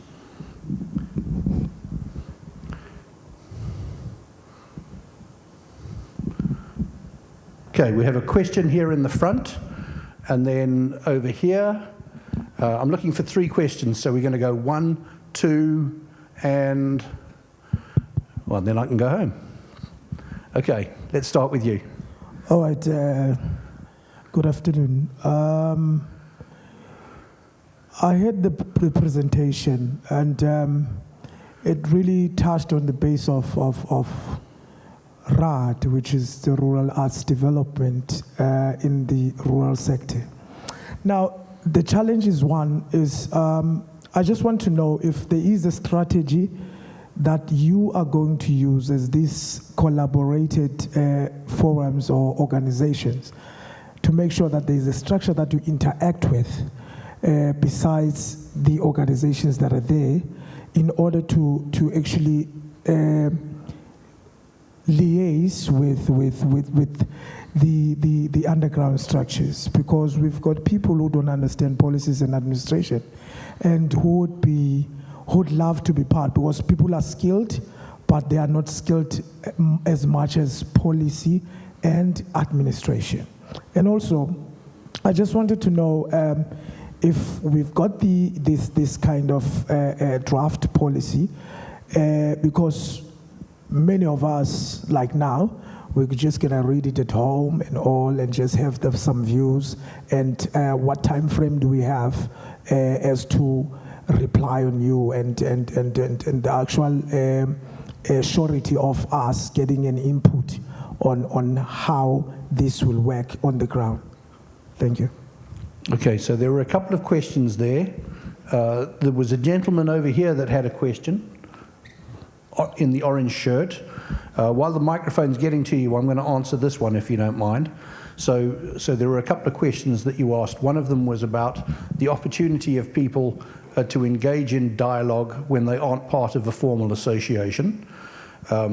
So I think that what's happened is that all of the associations that are represented on the council have formed collaborations with a broader community. So we've formed a partnership with an organization called TEBCO, the Township Events Business Coordinate Council. And we're liaising through TEBCO specifically so that we can speak with small businesses operating in the township and informal communities. A little more difficult when we get to the rural areas because they don't have formal structures.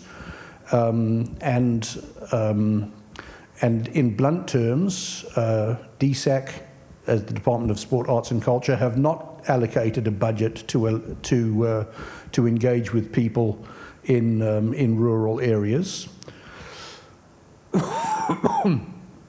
And that's something completely out of our control as a forum. What we have done, however, is that we've created opportunities for all of our webinars to be available online. All of the presentations are now streamed, and it is possible for people from anywhere in the country to participate if they have access, don't shoot me down, to a decent internet signal. And again, in the rural communities, that is a challenge. So we're aware of the difficulty of engaging with people in rural communities, and we do the best that we can with the very limited resources that are made available to us by DSAC. All of the other associations, we're all NPCs, we all work on a not-for-profit basis. Many of us work on a voluntary basis, so we don't get paid for the work that we do. We do it because we see transformation and black economic empowerment as key to the future of our own organizations and the businesses in which we operate. So I hope that answers your question. Okay, gentleman in the orange shirt. Good afternoon, colleagues. Mine is just concerns. You've mentioned that you are aging.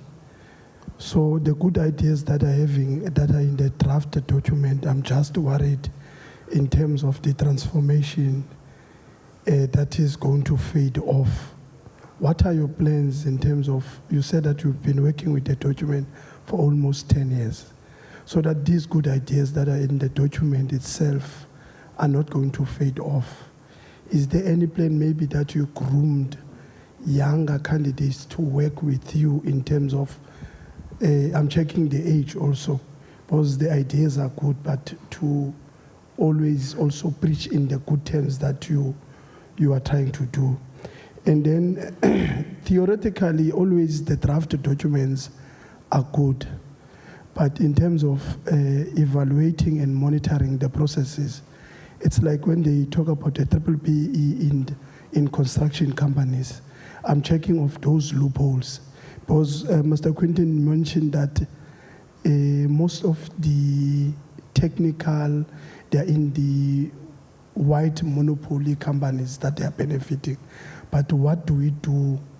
Or is there any statements that at least can close those loopholes in the document itself in terms of capacitating the black companies also, so that they can improve in their status of the black film industry? Thank you. Ooh, so a couple of really good questions there. I'm going to handle the issue of succession first. So believe it or not, I'm not one of the older members of our council. But I think the big challenge that all associations face is actually, encouraging more young people to get involved. And I think that, we mentioned earlier that Freddie Inyatella from the Roadies Association actually kick-started this initiative. And Freddie and I are of a similar age, as is everybody else. We're primarily late 50s, early 60s. And actually, we realize that we are near the end of our career, and this for us is an opportunity to establish a legacy project that will allow industry to develop further once we are no longer involved. But we're very aware that actually, we need to complete this research project that we're working on at the moment, and then we need to step aside so that the next generation of younger, more vibrant, more enthusiastic people can step up and drive this transformation agenda. Yes, we are very aware that we are all past our sell-by date, and we want to do something worthwhile before we retire. Don't want to necessarily speak for everybody on the council, but certainly Opar, myself, China, Quinton, it's something that we're very aware of. We need to get more young people involved. We need to get more women involved. We need to get more people from rural communities involved. But we have very tight resources that are allocated to us by DSAC, and we do what we can with the budget that we have available. Did I answer your question? Okay. Any other questions? Somebody at the back must have a question. Yes? Sorry, you're going to have to speak loud without a microphone. You're in a theatre.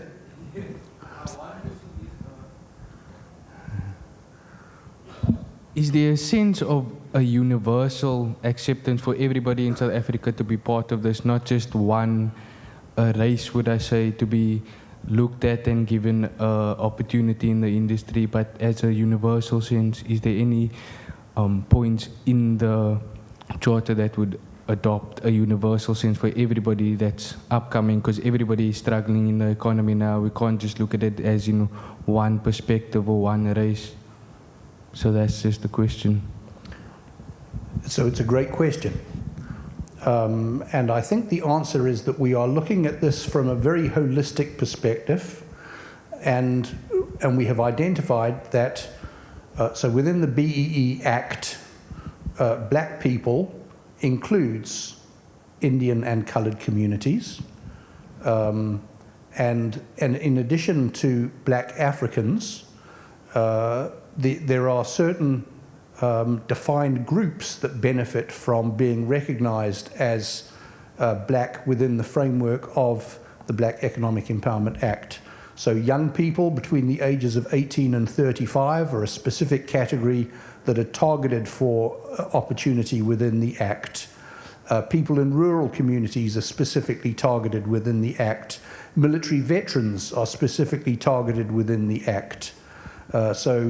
What we've tried to do is to put together a document that is holistically cohesive and that creates opportunities for disadvantaged communities across multiple platforms. Does that? Okay. Was that a question at the back, or were you applauding? Okay.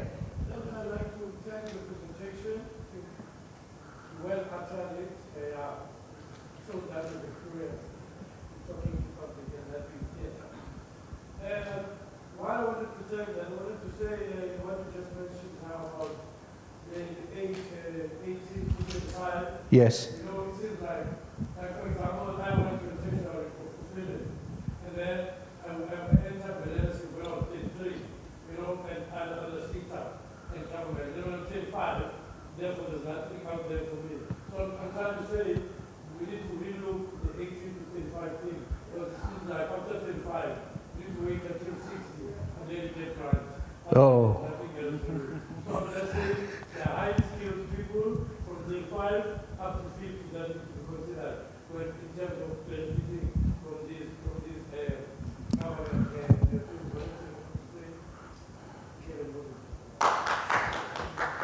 Yeah, I can see him applauding because he's over 35. And of course, so am I. Well over 35. Oh yes, the last thing I wanted to say, now that it's clear, you said to us, this thing has been developed for 10 years now, more than 10 years. Time, when is this supposed to be? I understand we need our input. When is the deadline that everybody's given their input? When will it be tabled? And hopefully when will it be adopted? Because really, with those laws or that rate, you really help the industry to be more active and people to start everything. Because you see these documents being developed for years, but the implementation time, getting 40 now, getting 60. So, deadline. So actually, it's a very worthwhile question. And I think the experience of the Transformation Forum has been very much a matter of stop and start. So when the minister first appointed the forum 10 years ago, there was a great deal of enthusiasm and activity for a period of about a year. And DSAC as a department allocated resources to fund the development of a scorecard.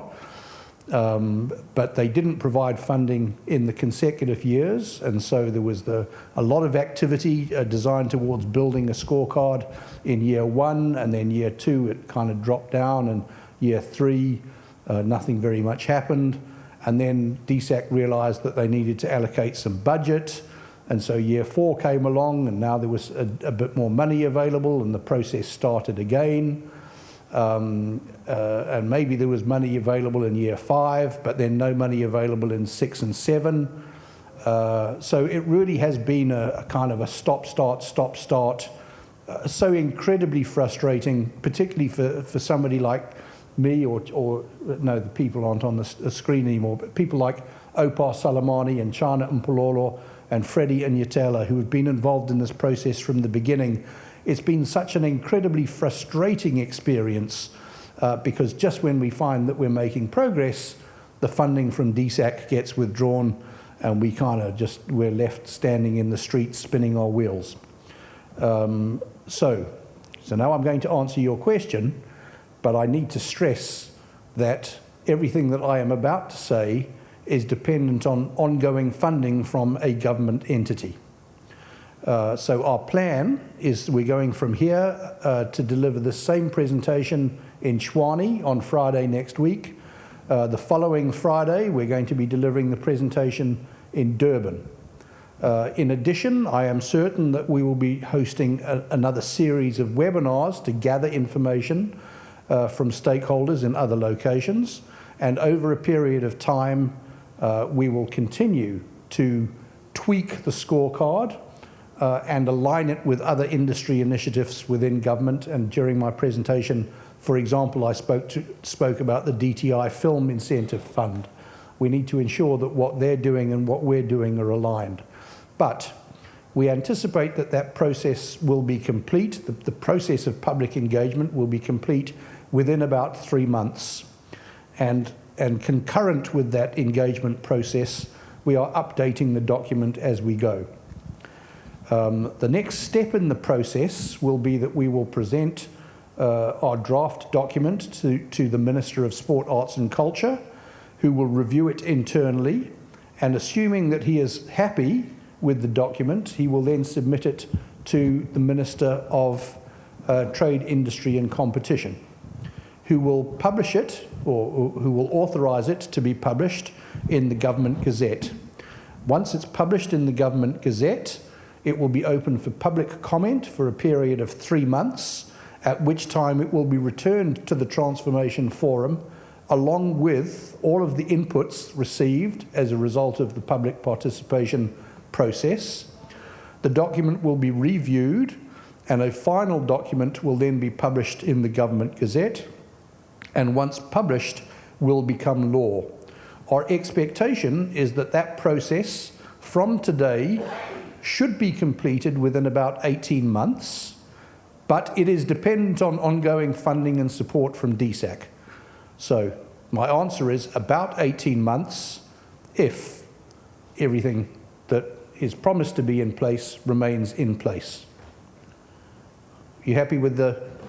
No further questions. Yes, I'm happy because it's a big worry because exactly what you're saying, like, so therefore this means like this government has to assist this government because now if it stops and starts with another 20 years old, I'm happy with the answer. Okay. None of us want this stop-start thing. It's just, you know, it's what we live with. I don't think Colin's in the room, is he? Okay, so Colin, I didn't mean to slag off the department, but as the department's representative, you happy with what I just said?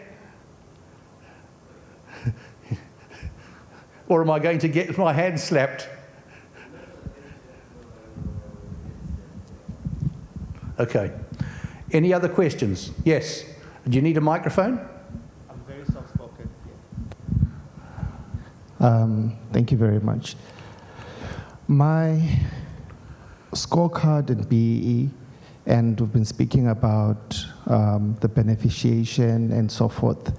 Can we make our scorecard also accountable? If you're a company, you're a film company or whatever, if you do not capacitate or reproduce individuals in your business model to do the same job independently as you, they must get they should lose some points within the scorecard. The reason being is, I really feel that at grassroots level, we are not, unless people are exposed and developed within the particular trade that's being done, and we don't hold the companies that are being awarded these certificates, and they're not producing any human capital investments, HCIs, then we must punish them for that. And we review it every 3 years or 2 years. I don't know what the rules and how the things work, but if they're starting off at 100, if after 3 years they're still the same company, there's no development, there's no disabled people in there, there's no women involved and so forth, they're still the same company they were, they must lose some points there. But I do not know how the monitoring and evaluation structure of the certificate and being awarded is. Is it just ticking all the boxes and you're given the certificate? Or how do we hold the industry accountable? I know the other industries are not doing it, but maybe us setting a prevalence or making an intentional or deliberate move towards that direction will set a standard in creating new jobs, new businesses, and new entities that know that they have to be accountable for the growth that they are doing. Thank you very much. Thank you. Another great question. Is there other questions, or can I answer this now? Okay.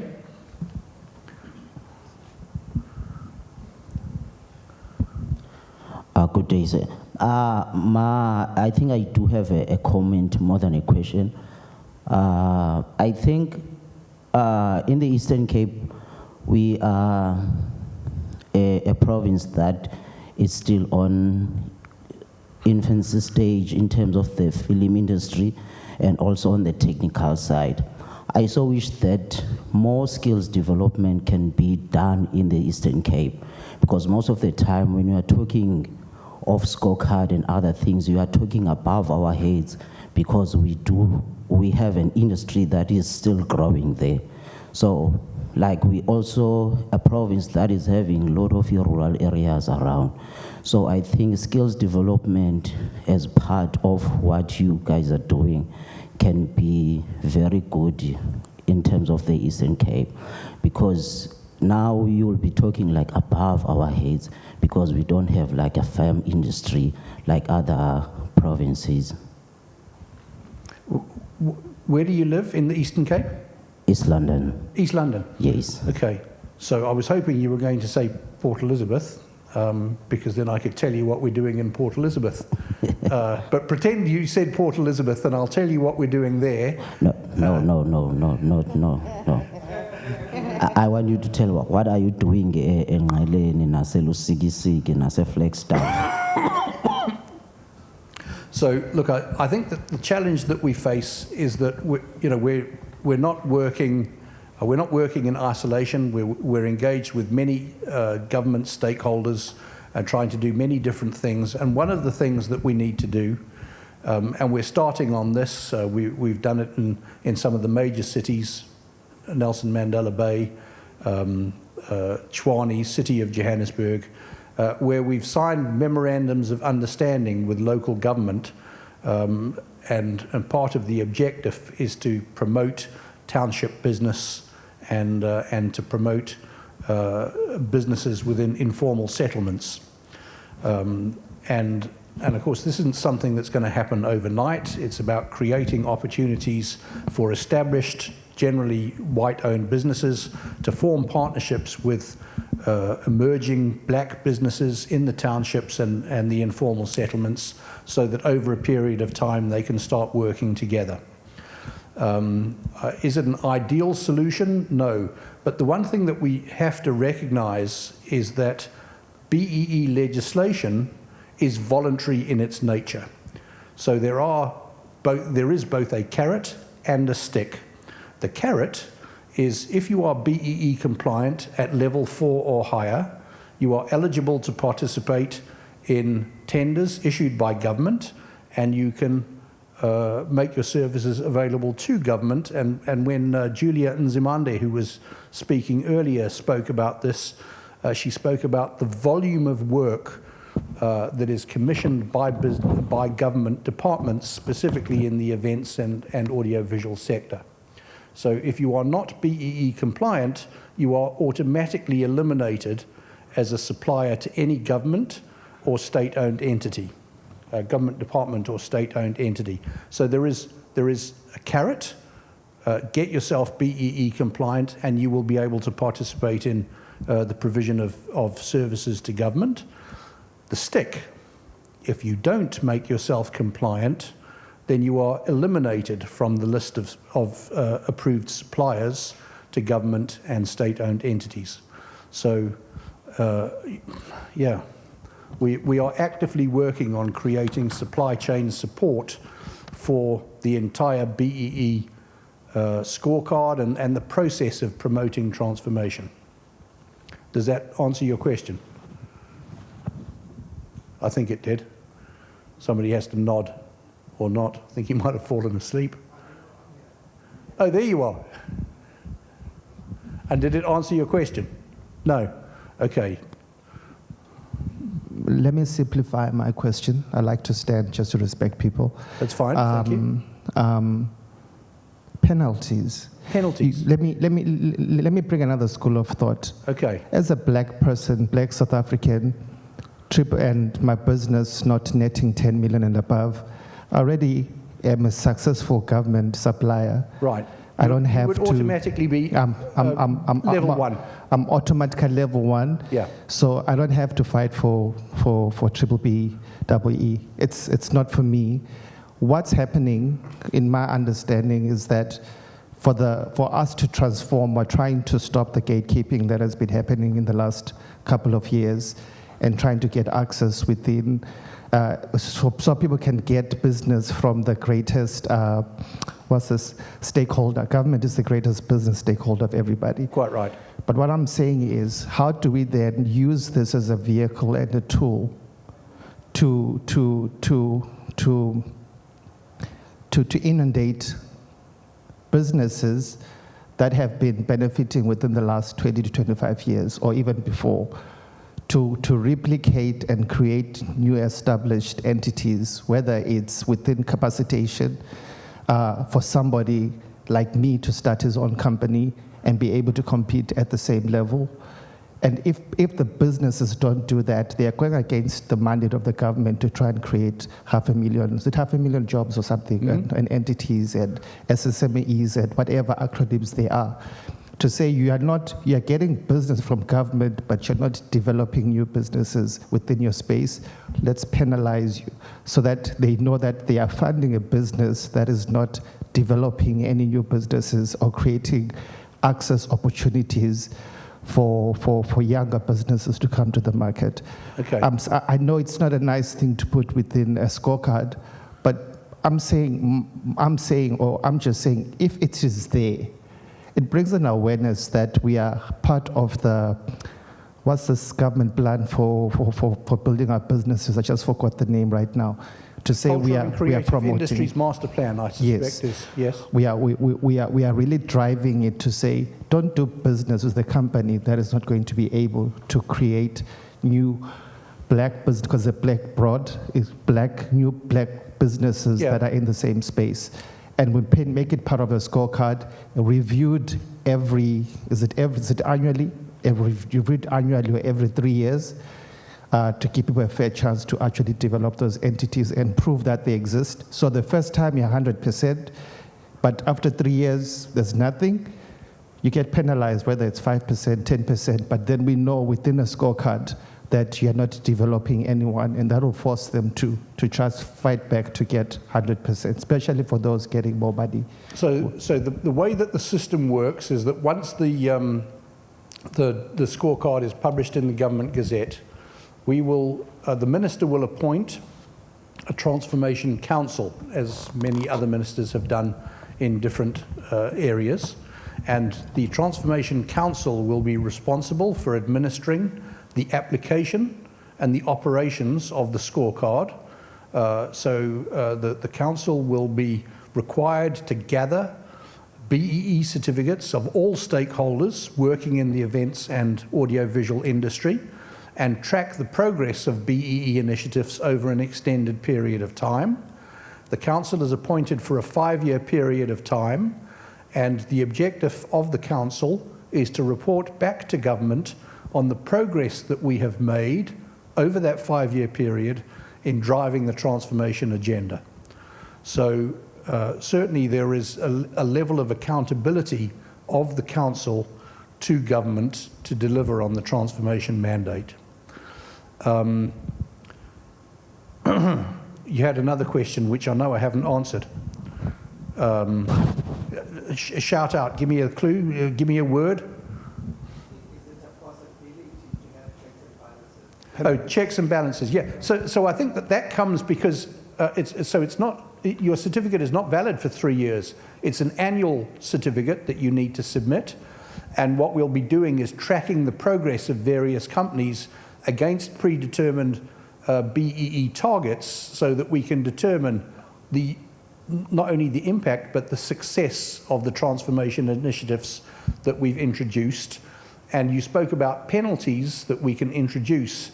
In real terms, if a company has not achieved the BEE objectives, what will happen is that they'll be cut off from the potential funding from DTIC, NFVF, NEDLAC, and any other state-sponsored funding programs. Okay, we had a question here. Good afternoon. My question is just for the company owners. I would like you to quickly go back to the slide that you skipped on business development, and could you kindly just give us a brief explanation or overview of what was discussed in the earlier session regarding business development? Thank you. One more? Was that it? One more? Yes, please. Okay, where we said that we've doubled targets for supplier and enterprise development. Okay, so the way that the BEE scorecard works is that it has 5 elements that are monitored. First one is ownership, second one is management control, third one is training and skills development, fifth one is corporate social responsibility, and the fourth one, the one that we're talking about here, is supplier and enterprise development programs. And the objective with supplier and enterprise development programs is to create a supply chain that will lead into the overall production of an event or film. So when I spoke earlier, I described how both the events and the entertainment industry were dominated by small companies, freelancers, and independent contractors who pulled resources together in order to create an event or a film and video production. What we're trying to do is to say at every level within that chain of production, there are opportunities for black-owned businesses that will benefit the people both above and below them in the chain. I'm not sure I've kind of described it as well as I could. I wasn't anticipating that particular question. But essentially what enterprise development is all about is identifying organizations that are black-owned that you can bring in as suppliers to your business rather than shareholders or part owners to your business. And really what we're looking at when we talk about enterprise development is creating opportunities where people can start working with each other with a view to perhaps considering the possibility of an equity share in the future. So I think that's answered your question, right? I hope it has. It's good. Yes? Okay. I can see lots of people dozing away. It's terrible working in a theatre like this because it's so easy to fall asleep. I've done it myself a few times. So if are there any other questions? What I'm going to do is I will give to Colin, and Colin, if you could make it available to everybody else, a copy of the presentation that I've just delivered. You should also be able to access a copy of the scorecard, the draft scorecard, should have been available to you when you registered for this event. Please take time to go through it, review it, and then provide critical feedback to us so that we can absorb your input into the document before we submit it to the Minister. If there are no other questions, I want to say thank you very much for being here and have a safe trip home. When are you driving back? Tomorrow. Okay, so you're here tonight. Okay, I'm going to be around for a while. If anybody has any questions, you're welcome to speak to me. Colin Schlitzweier. Colin, do you want to stand up? I know you've taken a really low profile. Colin's hiding at the back, but if you have any questions that you need to ask of the department, you're welcome to ask Colin.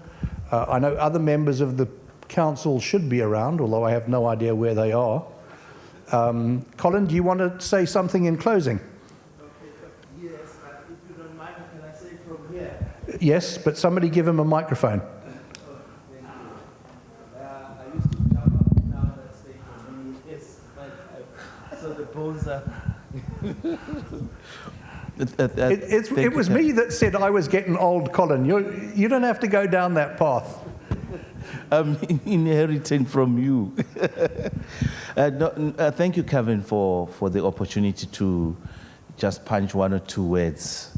I cannot really find ways how to emphasize the importance of us achieving this and concluding this process so that the sector code comes alive. For me, and as well as the department, with all the glitches that we've been experiencing, this process right now, the fundamental matter is to get it concluded, and then for it to become a living document so that we can be able to get to the next stage. That's the major thing that we really wish to push for with these sessions that are following through.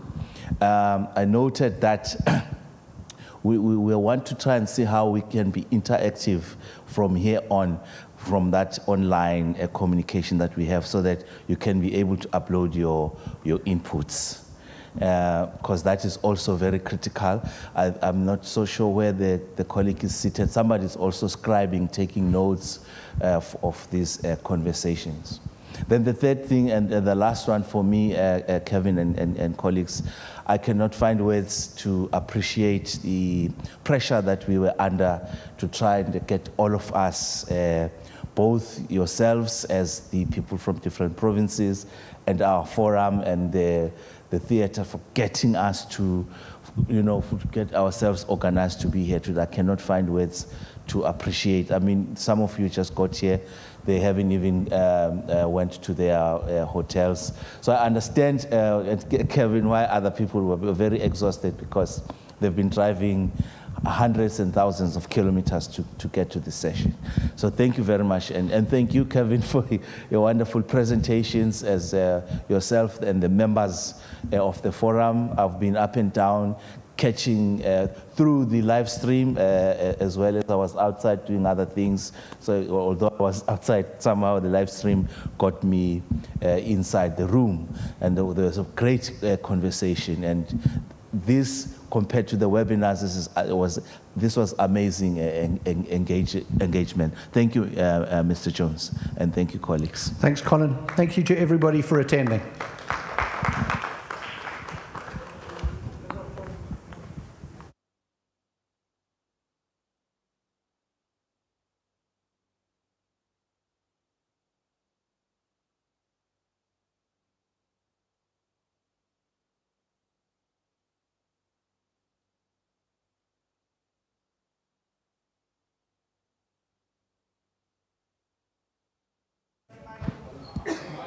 One, two. Guys, let's quickly go to the place up in the glass doors so that we can register. And I've sent a link to most of us. If you can look in your phone, I have sent a link so that we can register, but make sure the attendance register also, you register to it. Thank you.